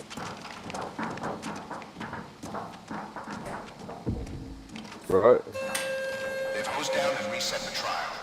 You can head to the shuttle. Step into the shuttle. The trial is ready. Freedom can't be given. It must be earned.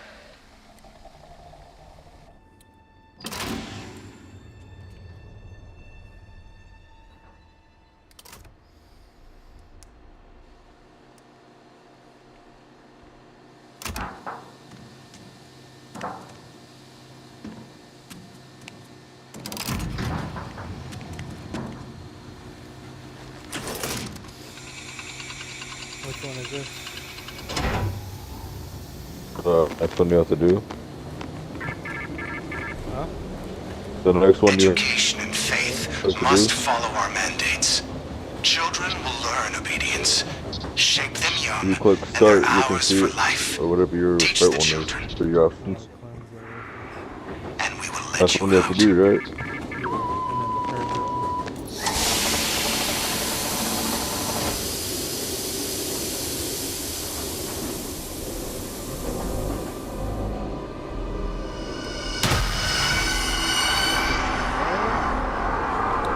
Guys, you saw that? Figure what real.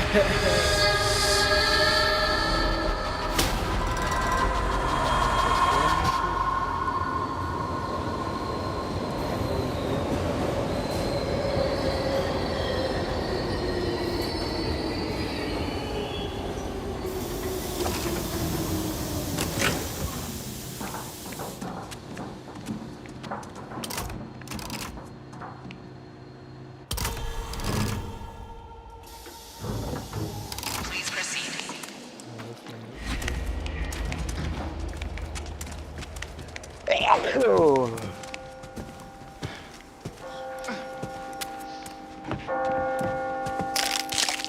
Wakey, wakey, my little angels. Let's all enjoy some angel dust so we're ready We to have to enter seize the the orphanage. day.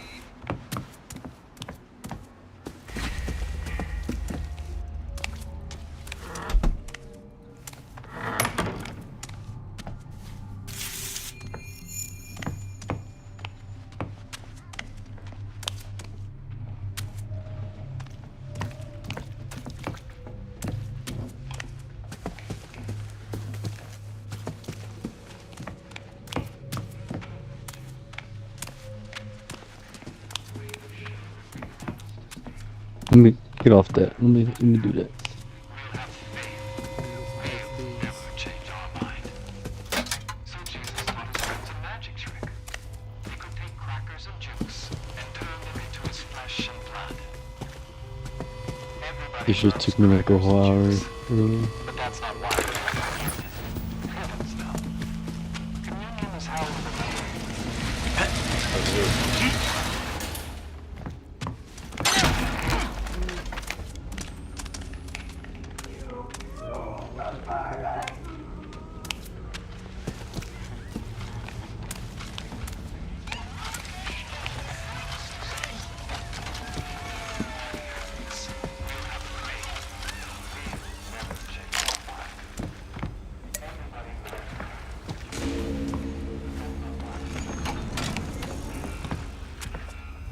On. I'm following it. It's coming out that door. On. Am I going the wrong way?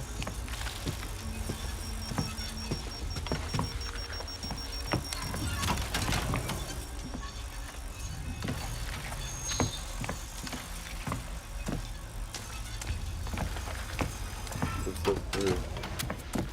Oh fuck, that bitch is right there. Breezy, get it up. Don't you touch Mama's radio! Oh, hell no. Don't take that, Phyllis! Oh, it's fast food for no reason.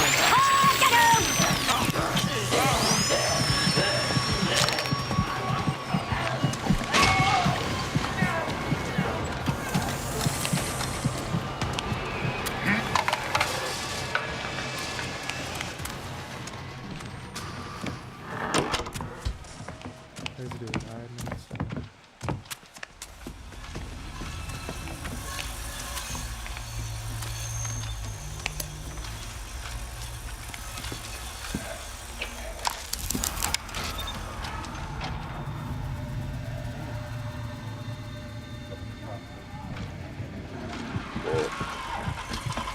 Oh hell, what the fuck?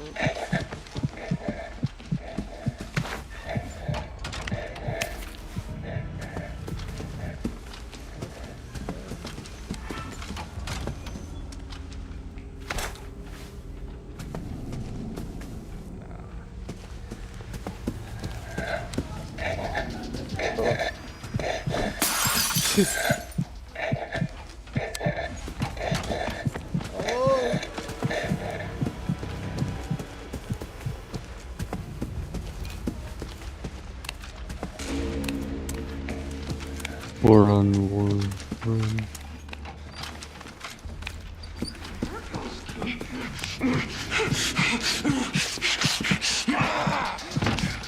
Just get so much noise.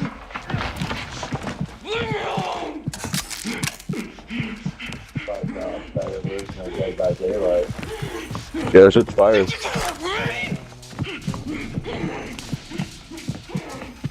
And it's super fucking challenging too. When you first play it. You're talking about this game? Yeah. What? You spanking him? Crazy, get on the other side of this.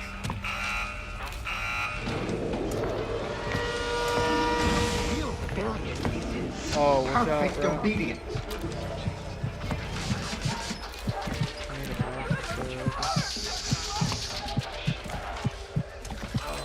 Adrian got you, whatever the fuck I am. Chemical.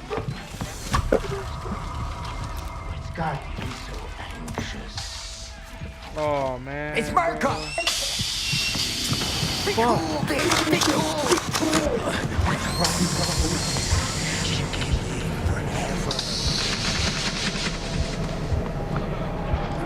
You can live forever.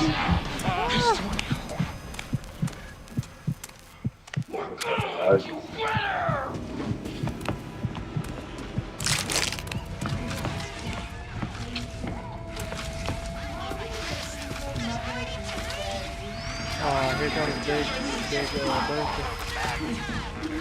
We will have Oh my god, you guys dying? I got locked in here.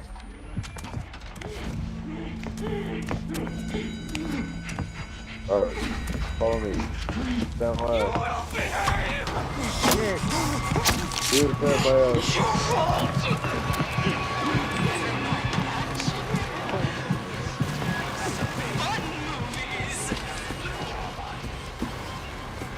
Some Jesus taught his friends a magic trick. They could take crackers Oh my god. His flesh and blood. We get fucking split up.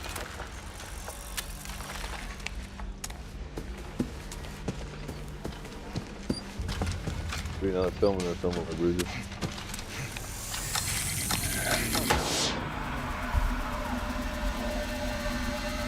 Okay, really.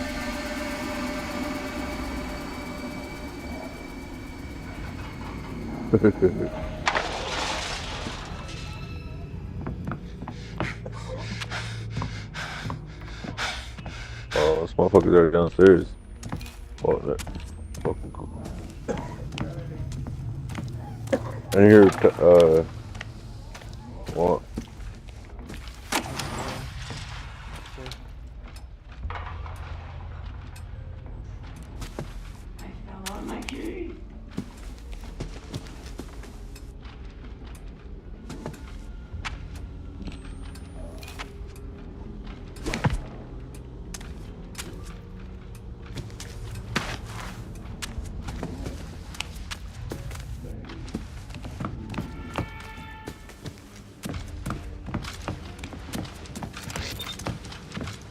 Swap camera flashing.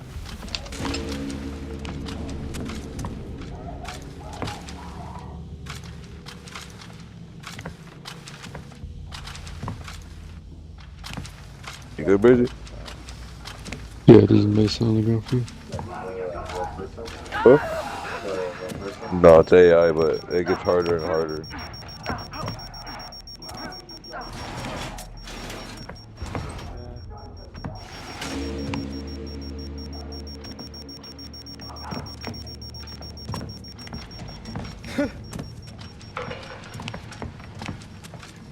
Hey, put it right here. Watch out, Will. Oh yeah, lie, don't put it right there, grab it. You gotta come upstairs, I think. We gotta put it in here, huh? Well,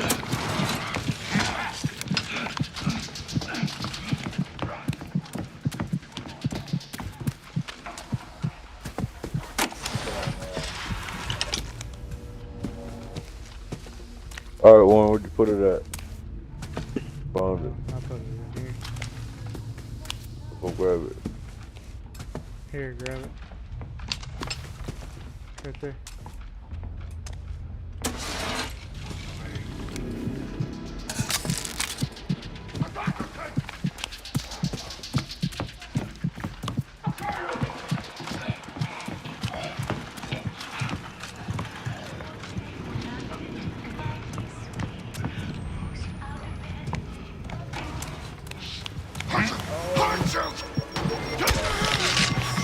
My dad got it for me. He had a power off.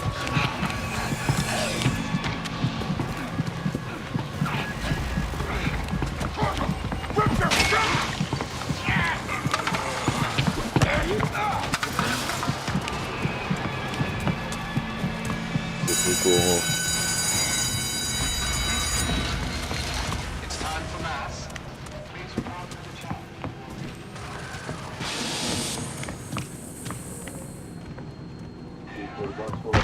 Huh? What? Go ahead. Oh,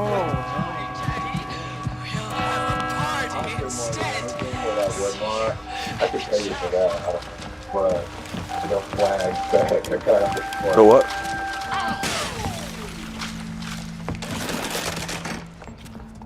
is Breeze still in this game with us?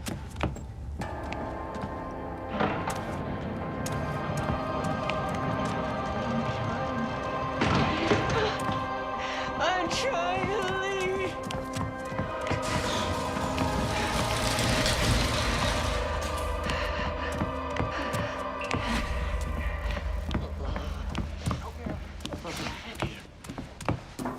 Can you help me?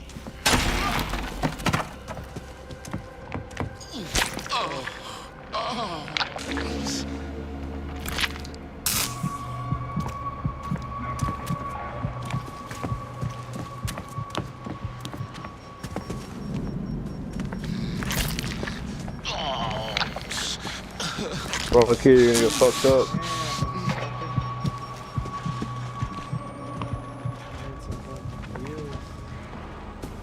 That shit was just shit right there. They don't go and never get you. Yeah, I just feel about right off the top.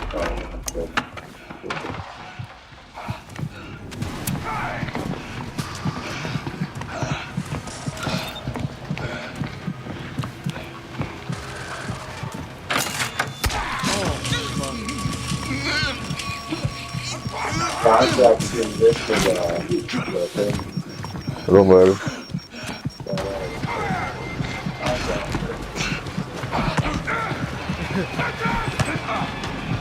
Like I said, it would just sit there. It don't matter. Like I said, it would just sit there. It just sat there until you brought it up. You know what I mean? I've been looking for something like this too. If you send your back out on TV, like go get it. You gotta have some football.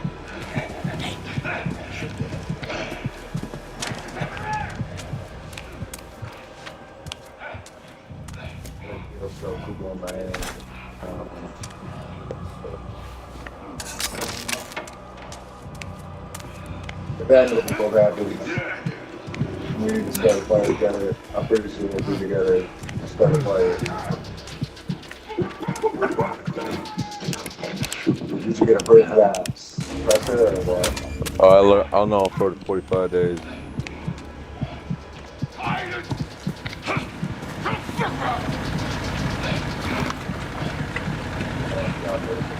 I've always wanted James Bonds, but you know, a little PBK. Yeah.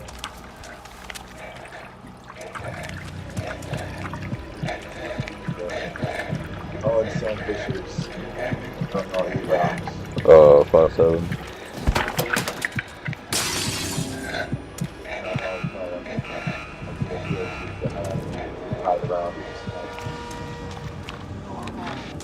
When I walk by close. They don't want to ride at that. Me and my friend for like a couple weeks, we played Gilly Seat down in his house. And like I go see tag. And man, that shit was so hard to find people. Let me help. You gotta be him. Relax, baby. Just relax. Hey, man, relax. Like Gilly Seat's like wearing a blanket.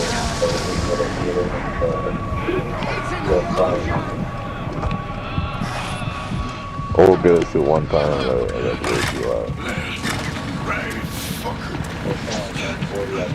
My friend. Or those two. We had a third one, but we left it outside. That's too nasty. Yeah. I watched a few videos on how people make real one.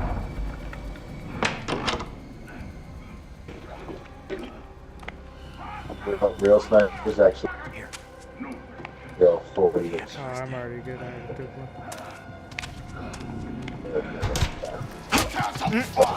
Dude, I cannot find this heart key.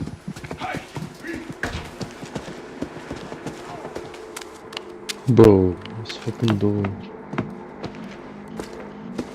Hey yo, y'all look downstairs for a heart key. I've literally looked around everywhere.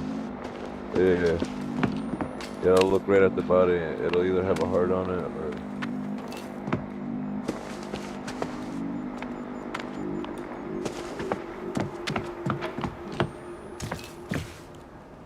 Found it. Fuck. What? Yeah, hard. Try in the ashtray.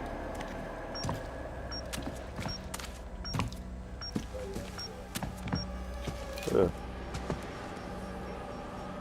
You just gotta push hard down into it. You gotta push hard down into it.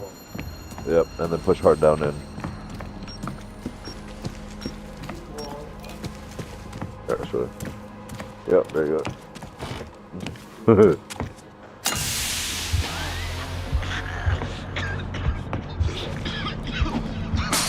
Oh no, that's barely you that made it down to it. The fuck? Yeah,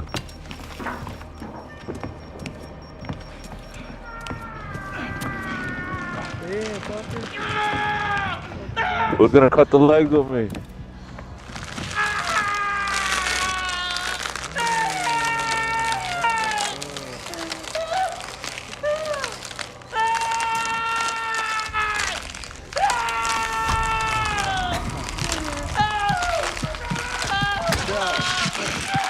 Keep cutting it. Keep cutting it. Just keep cutting it.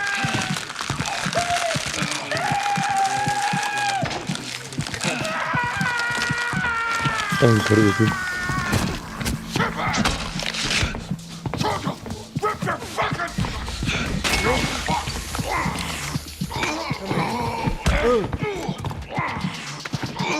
Can't perceive with enemies nearby. We gotta run. We gotta get him out of here. We gotta run out. We gotta get him out of here.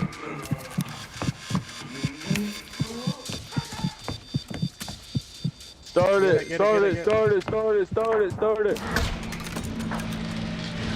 We're taking those fucking gates down. Know that the Lord Jesus, the same night in which he was betrayed, Alright, get ready to run, brother. Take, eat, this is my body, which is broken. And also he took the cup, saying, this cup is the New Testament in my blood. As oft as you drink it, in remembrance of me. Wherefore whosoever shall eat this bread and drink this cup. My God.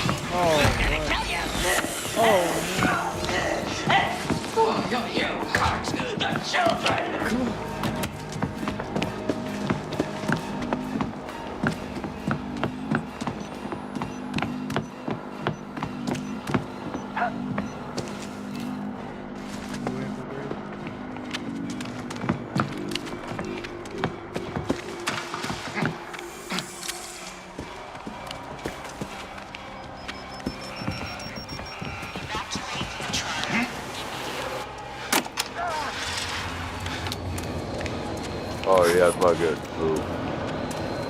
Brute. Wow. This is for you.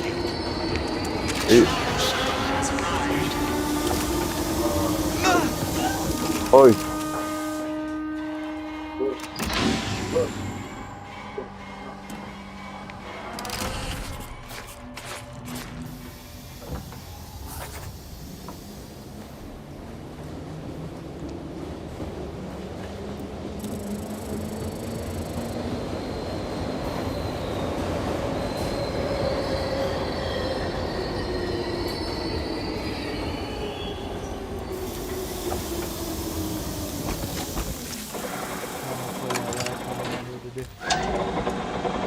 That one. What's that one? The pervert one.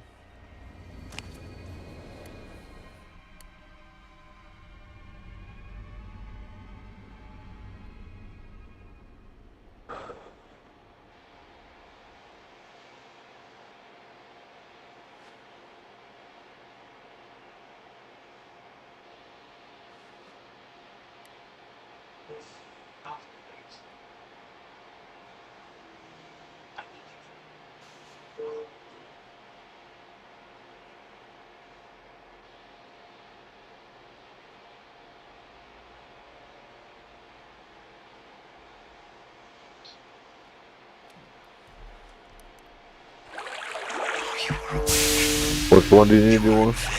Pervert. Your favorite one?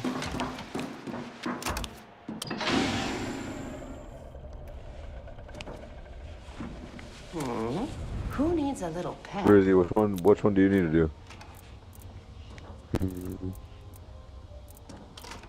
See.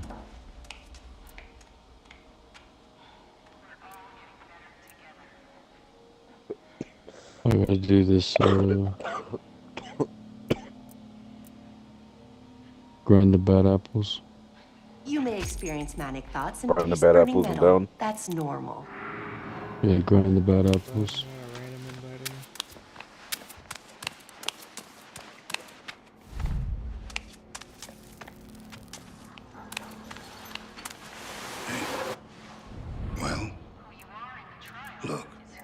I don't need to know your name. I'm Cornelius. The trial is ready. Please proceed to the shop.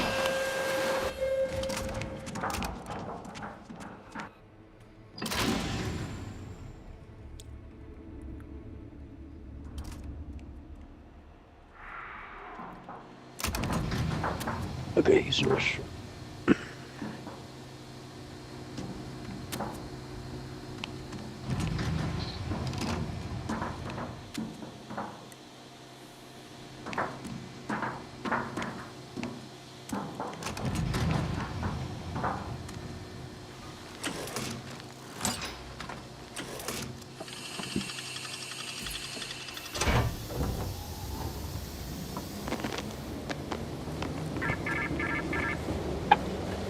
You are an adult. The youth will not obey our orders and must be corrected. There are children murdering adults in the root canal. Punish the children, and we will let you out.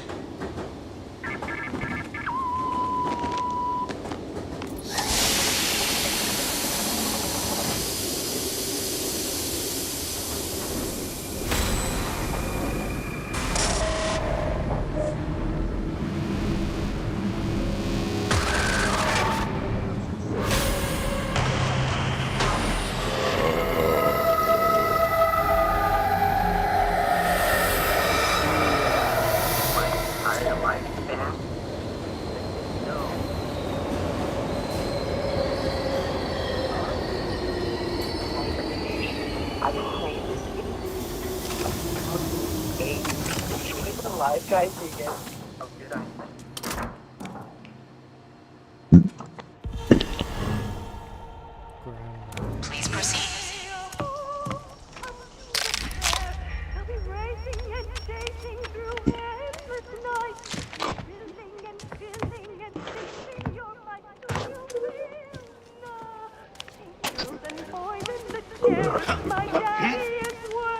Look at that smile.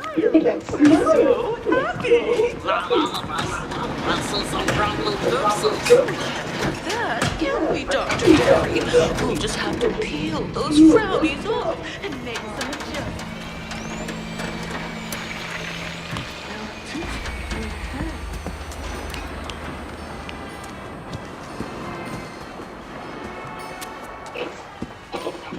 Fuck.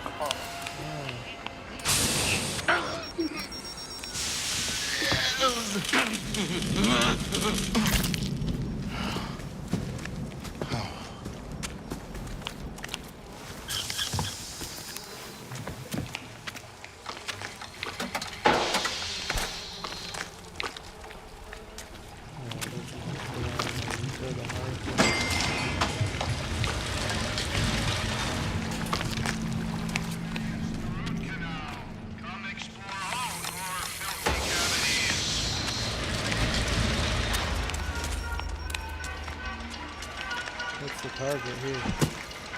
The mouth.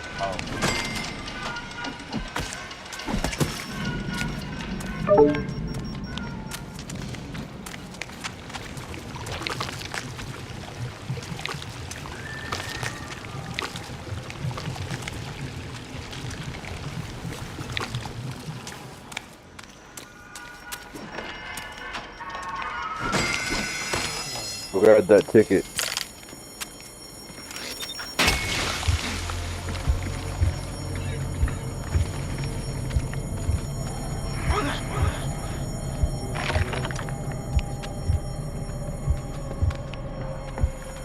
Put right in here.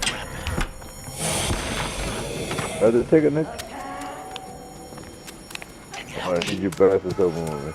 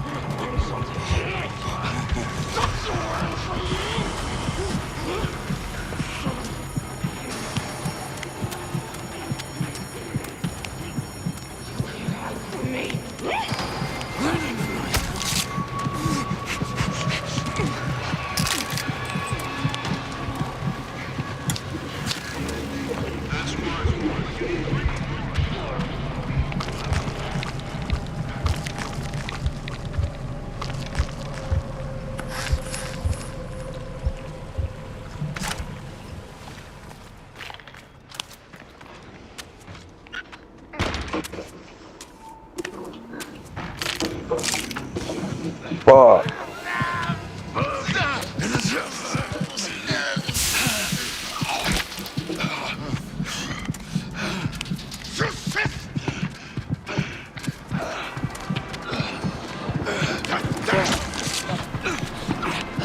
Fuck.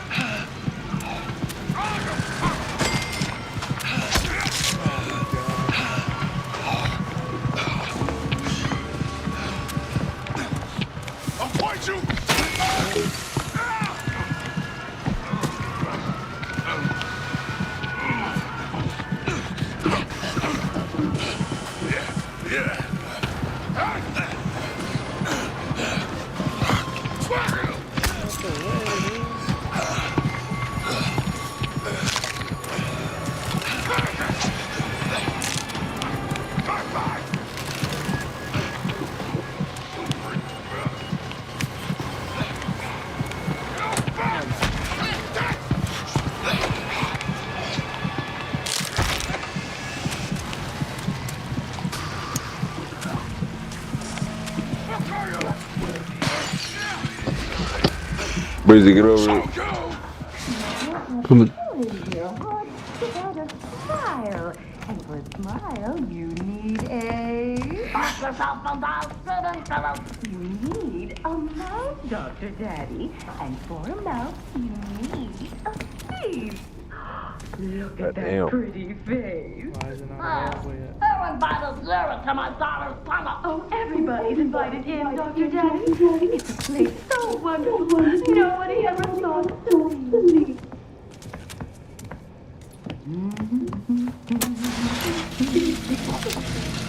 That shit's gonna be hard.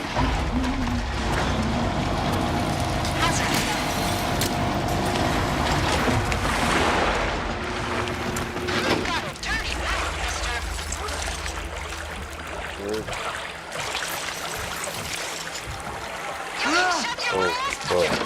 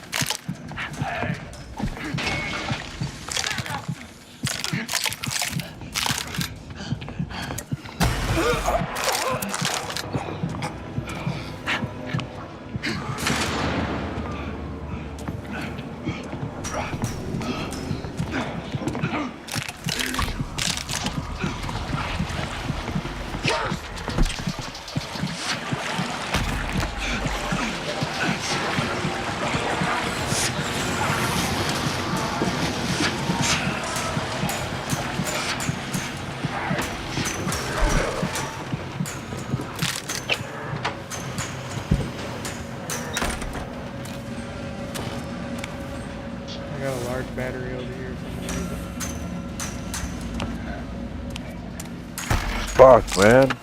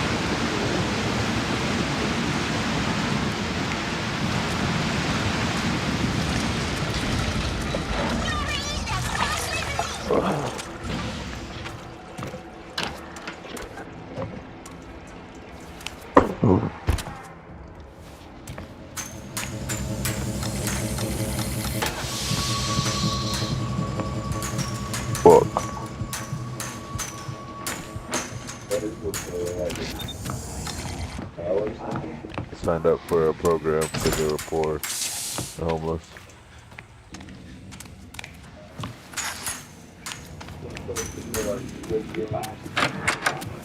On crack.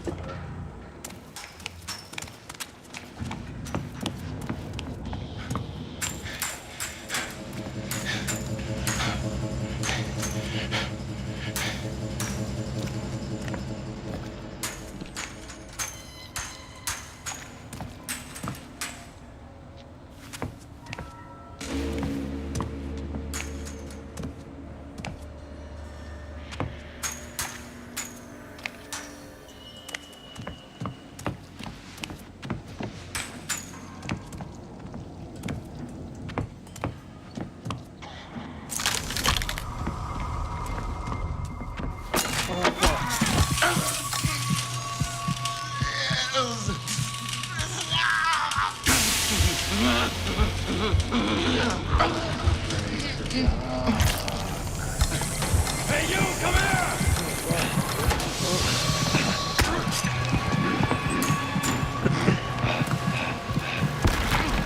Where'd you get to?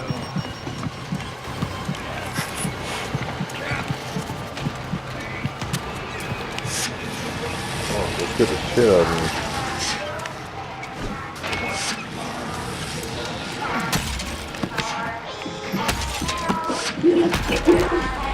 Oh my god. I'm down, fellas. Good. Yep, down. He's about to execute me. He's executing me.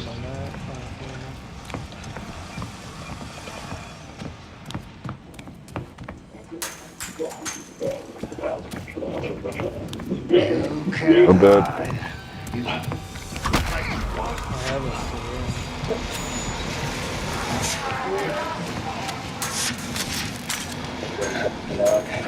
Probably.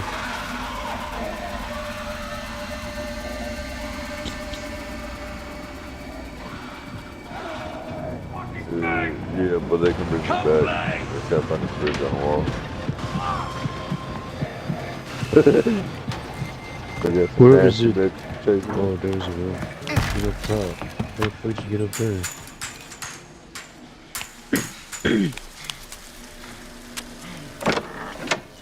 Still found a syringe, not our adrenaline breather. I just had a syringe, but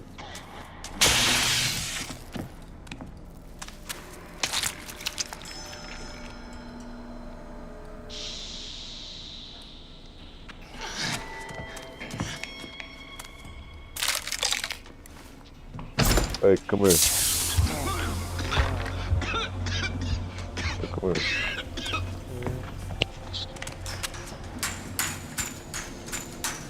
Okay, see.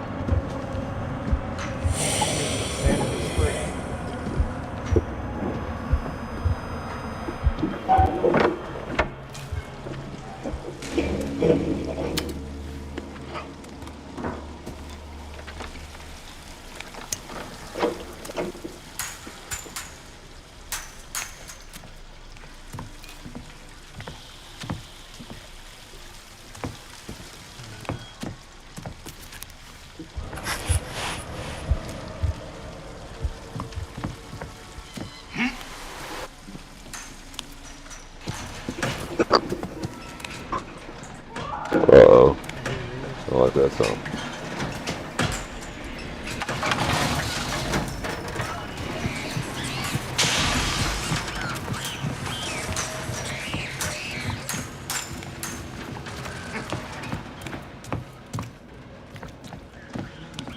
You're going to get Oh, fuck.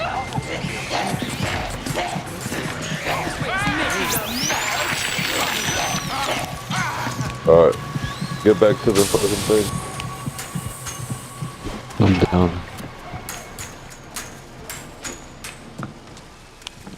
Crazy, crazy. Come on, we're not done yet.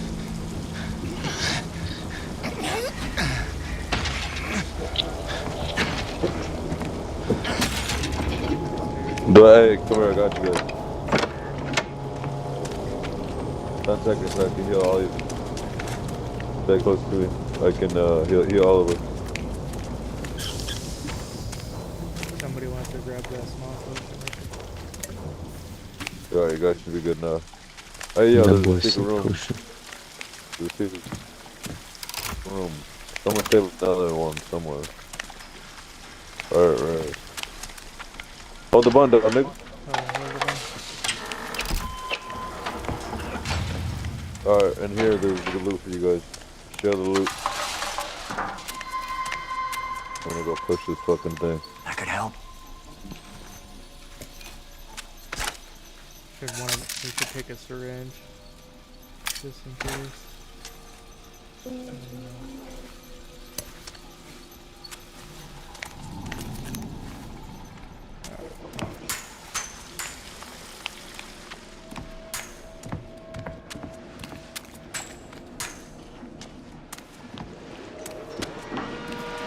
God fucking.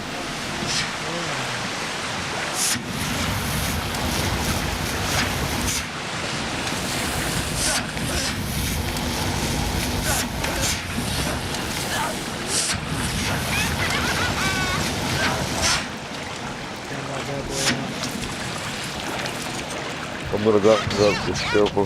Breathe these down too much. This fucking froze.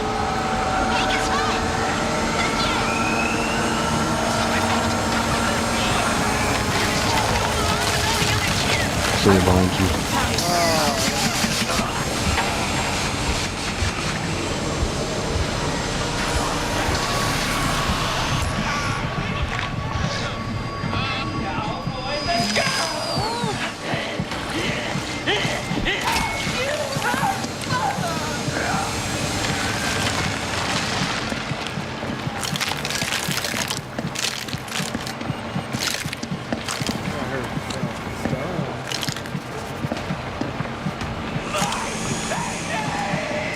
You guys better run this bitch is big.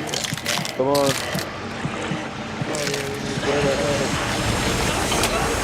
Oh, you done fucked my ass up.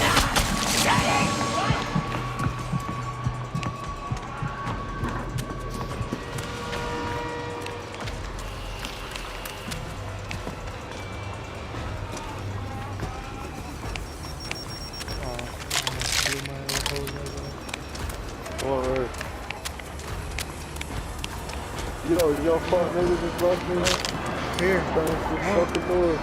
Oh, hell no. What the fuck is that? No, I'm good. Let's go. Yo.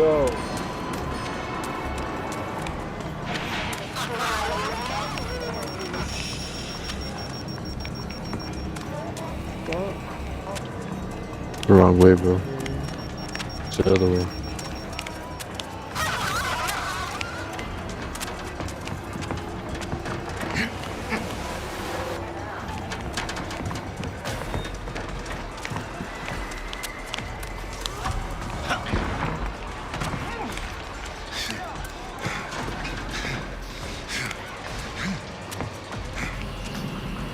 God, fucking kidding me?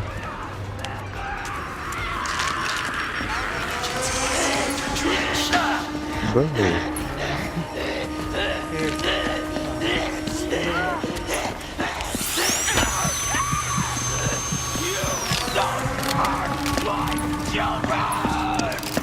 You get my son. God damn, that bitch is broke.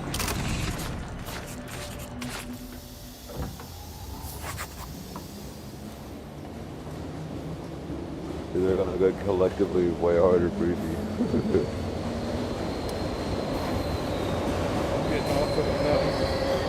You're getting off? For real, you're gonna put one more?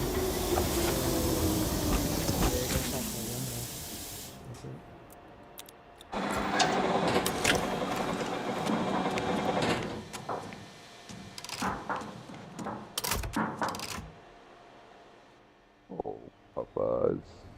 Hi.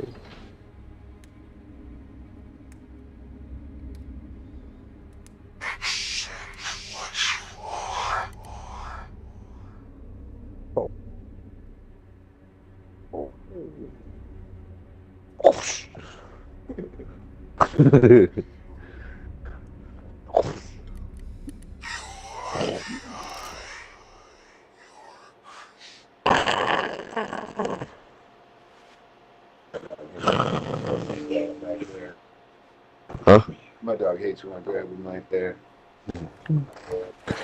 I hate that word. So flaccid, damp. A bruised word, the texture of dog shit. Like you. Mediocre.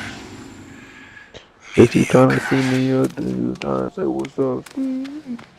Alright, so ready, here's the release protocol. This is how you go, born right here.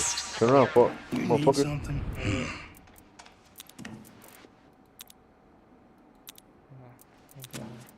Careful out there. Right here is how you unlock the next part of the game. On the other side of this door I need is sovereignty. Power. Tomorrow's history. You were on a rope over an abyss. Base, disgusting human to something far greater. Trust the therapy. We're turning you into something capable of walking through that door. Something wonderful. So, what do you Breezy, want to which try one you gotta today? do next? I was hoping you'd The want to next one. Fuck, motherfucker. It is called the Punish the fucking Miscreants. Miscreants.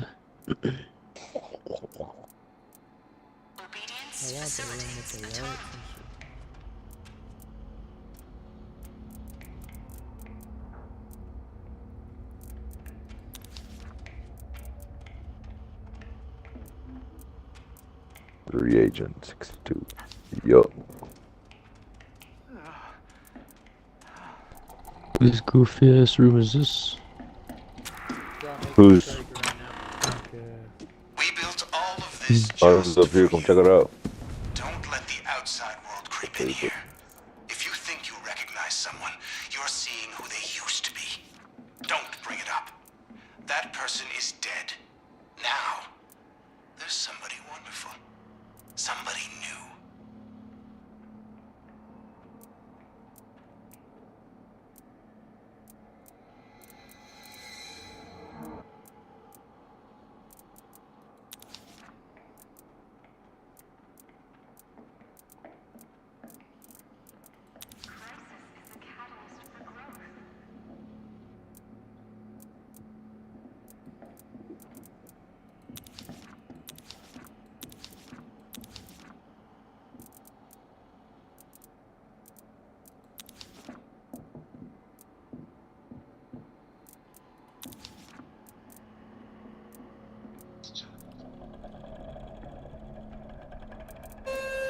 The shuttle is ready.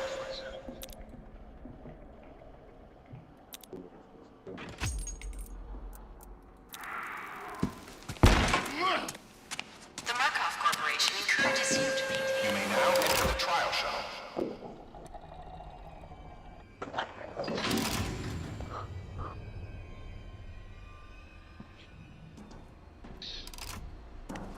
I was like, who the fuck is here?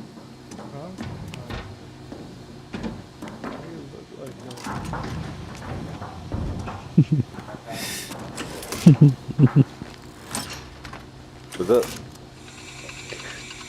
Hell yeah. Get that new one. Hell yeah. What kind? You have to make an example. If you punish a few children, 48. you teach all the children a lesson. Punish the children, Got a and we fucking will let you out. 120 millimeter in there, man.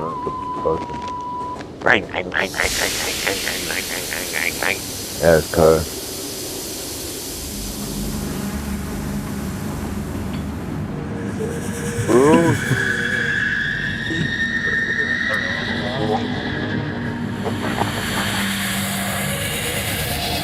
That's that done. I don't know, I haven't played the second part of the game. It's too fucking hard. You hit once and you're down. Huh? It's like way fucking hard.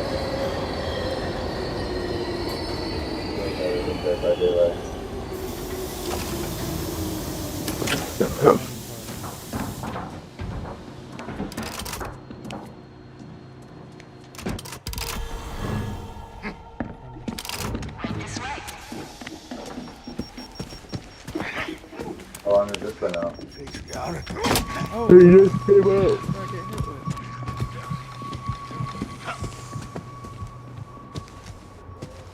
Huh? Orange, play one more after this one. Go.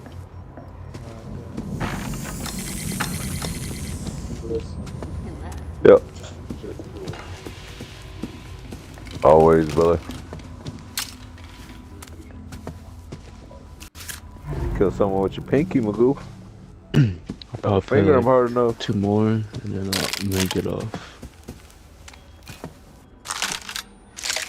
Magoo, I'll catch you later, man. Oh man, we had fun doing this one last time. Remember this shit, Pokemon? We had to go find those little kids everywhere. Yeah. I didn't find any of them. I just watched you guys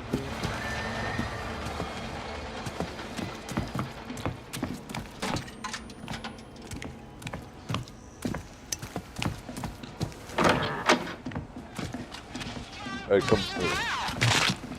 Press switch to unlock. I don't. Yeah, we gotta follow the cord. See the cord? Hey, one of those, there's a post right there.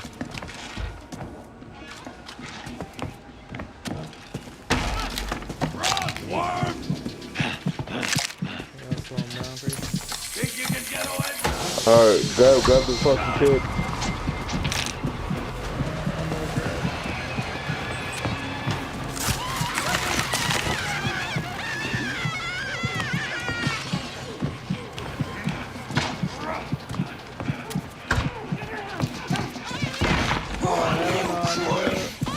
Grab the kid, we go.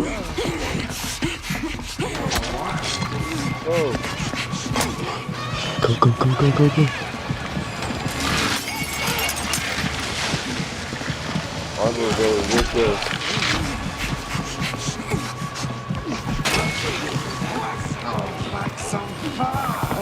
Come here, glowworm!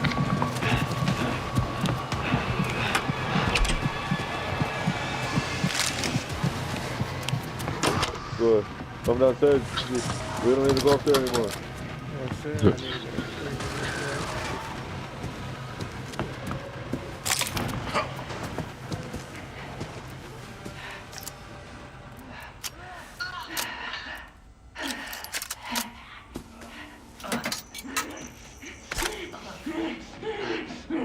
Show Wilder right there.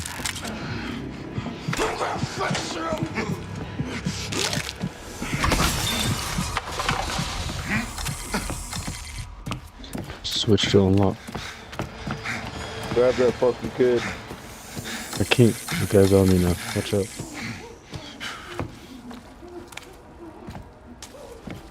I'm grabbing the guy. Oh, another fucking kid.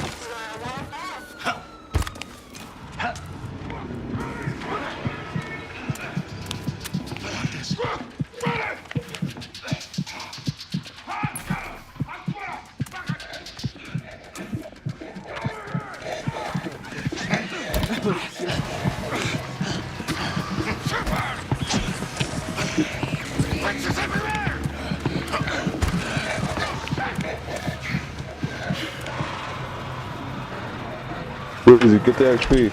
Grind this nigga up. Okay. We'll find some motherfuckers. I just got hit by you. Oh, spicy chippo.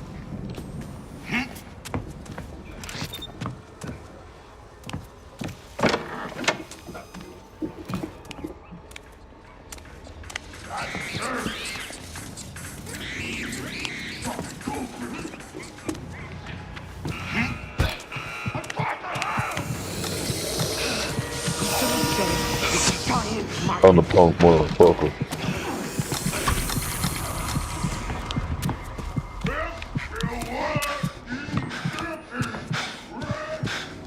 He's a big body.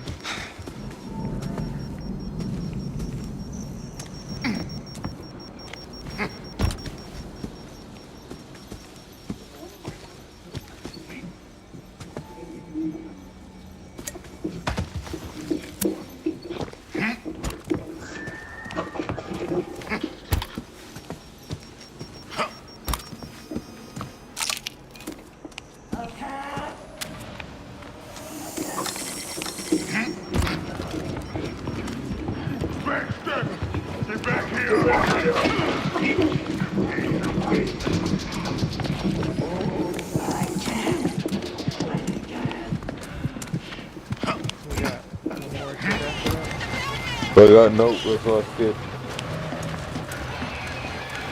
Oh, folks, I dropped this punk ass. I was out that bitch.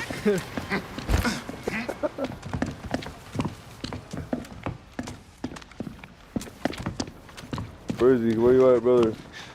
I'm right behind you guys.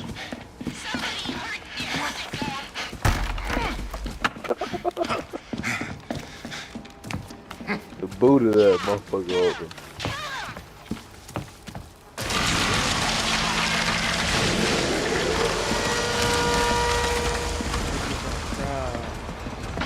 Oh my god! You scared the shit out of me. Don't they think they're clever, Daddy? I will teach you about this right here! I will teach you about this! Don't fight them!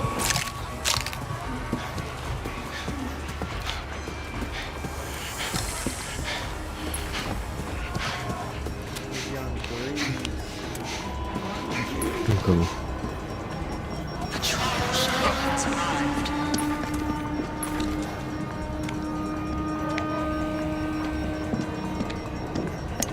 Oh shit.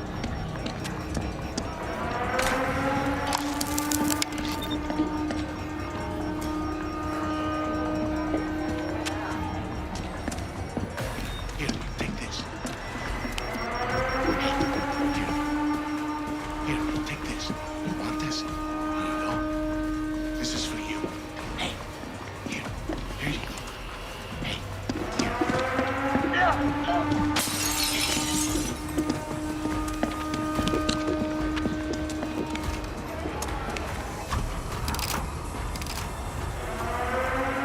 You throw 50 at one.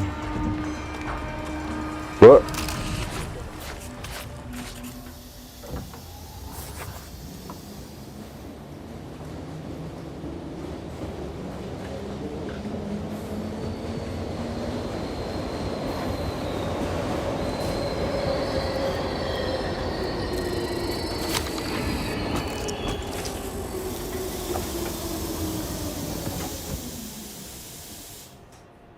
You said you're level 20, nigga?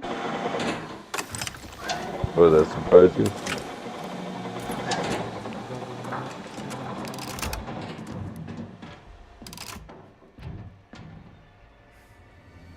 Y'all's been playing this since it dropped. Shit, for real. This all you play.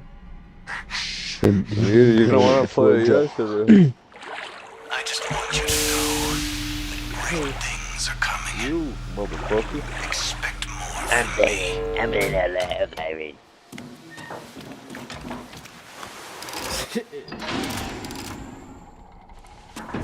You're learning. So, come back soon.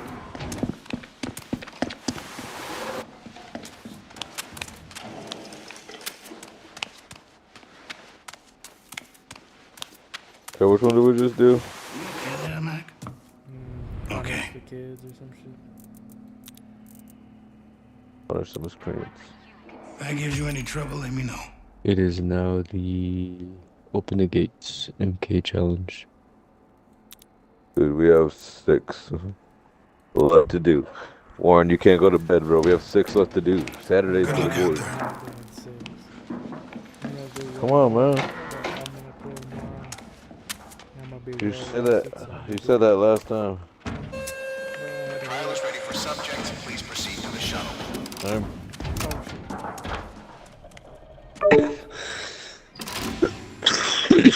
How's that? Casey sad. How's champagne? Huh? Huh? No. Alright, bro. Wait. Trying to fucking play the game. What?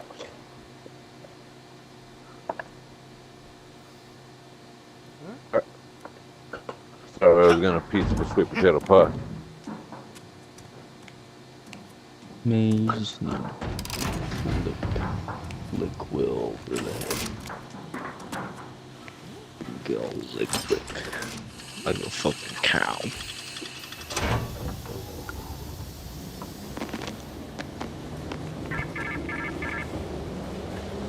You are the warden of all your own prisons. Your containment requires your will. Disconnect the power, open the doors, and let yourself go.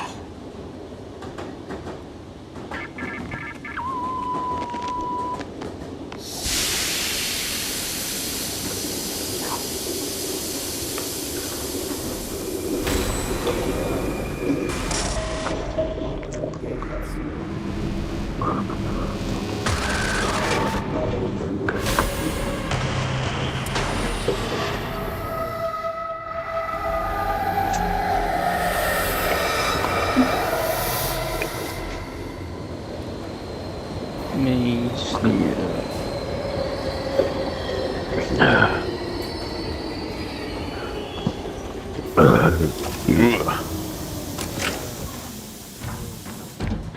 Hey, Warren, don't ever send me a picture of your booty hole again, bro. Yeah, bro. What'd you say?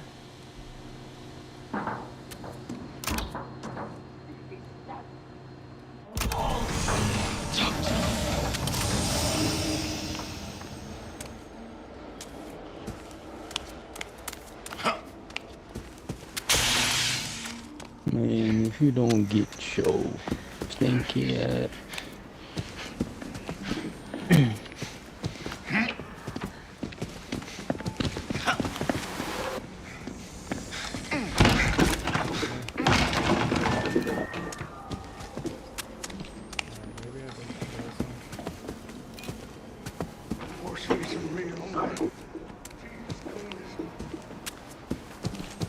God gave you teeth for a reason. There were teeth in your head waiting for your teeth to fall out.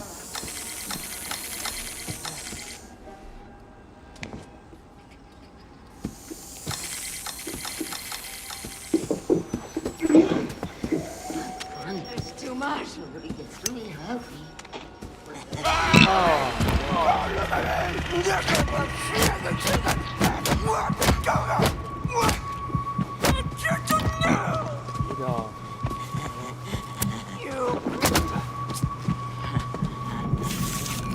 Bro, it hits me in the rounds. That's some MPZ shit.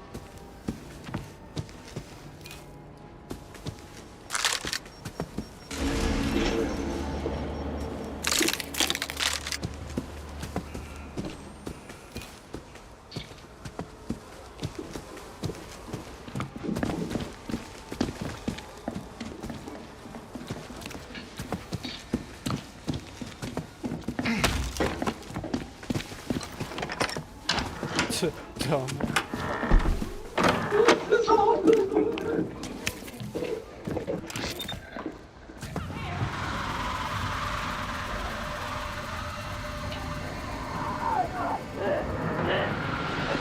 Dr. Butterman's ready!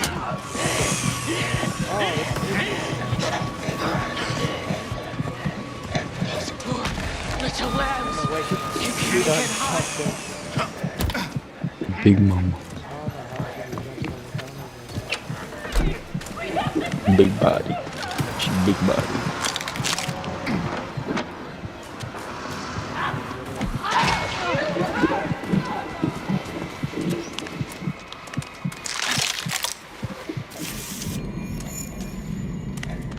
You're all bloody.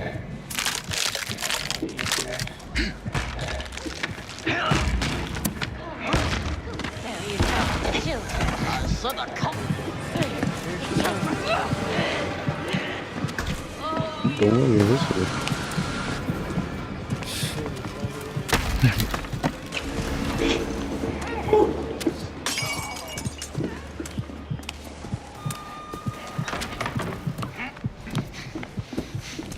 She has that little that's tugging the run away, bro.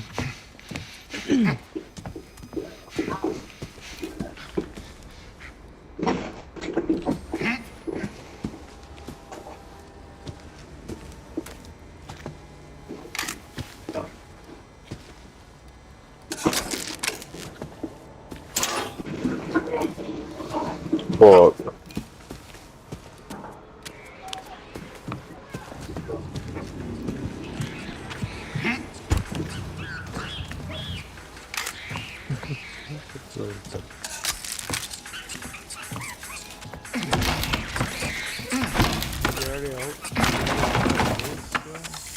One of them.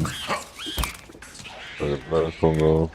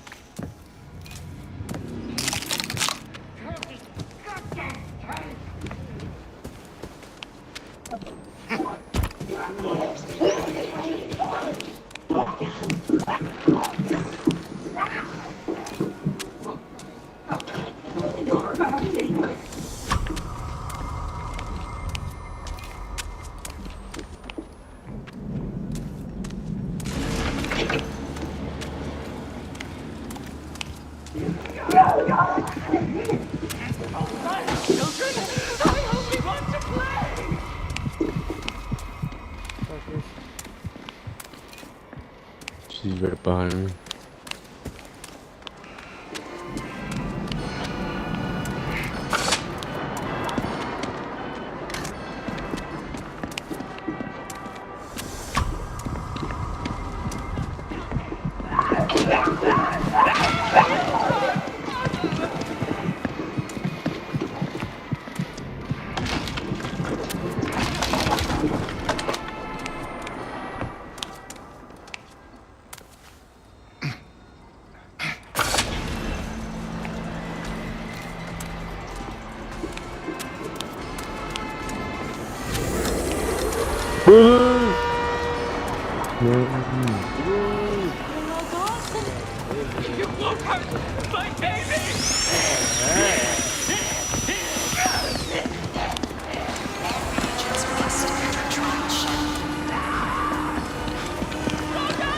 Mufasa.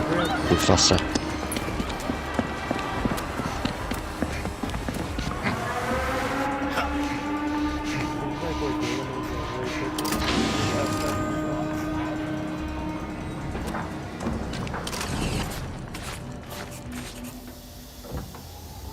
Well, one more. That was too quick. All of them had one. Cause I'm doing them for all months. You know how long it took me to do this shit?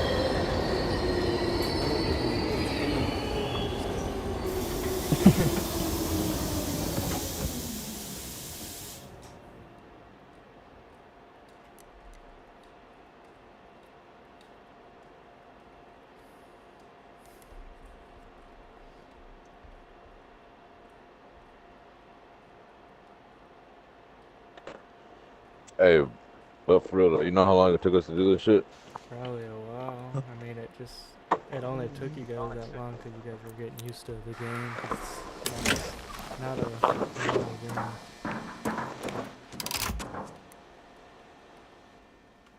Got me some burritos, nigga. Shit, I'll tap into your stream. Hold on, I'll be back. I'll fall asleep to your ass, yurt. So you doing one more with us? That's how 99% of the world gets by. Wow. It's the mediocrity by which we'll all end up drowning in a bloody sewer. But I'm glad you tried. I am. See what I can get. You're getting better every day. Play me in some chess.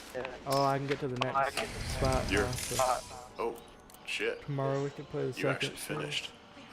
Okay, hold on. I gotta read this to you. Alright, but you gotta. So do you want me to Congratulations. do it, begin protocol or Completed enough therapy for release into the Have you done If you can pass the final Yeah, I trial, did it. It's really hard though. you will earn your freedom. Oh, This yeah, will cost you your identity, but you'll be allowed to keep your achievements.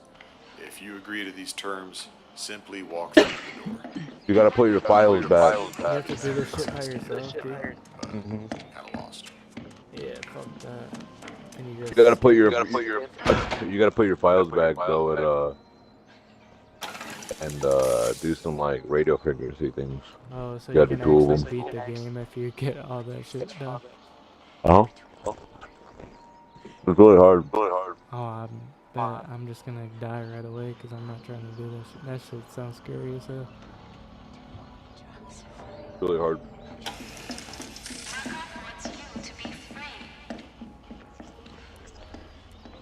Sure. Crazy, where you at?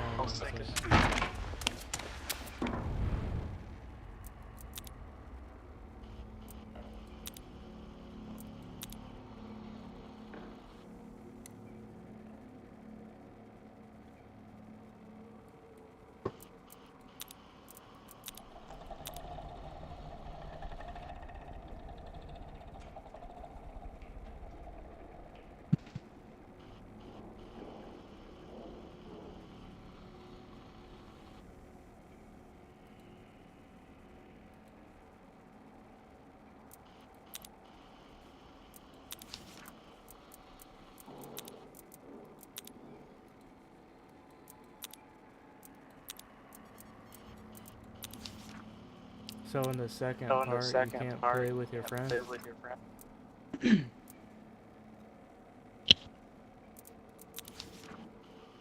know, it's just really fucking hard. You wanna try it real quick? Well, far. Hell no, I'll try it tomorrow.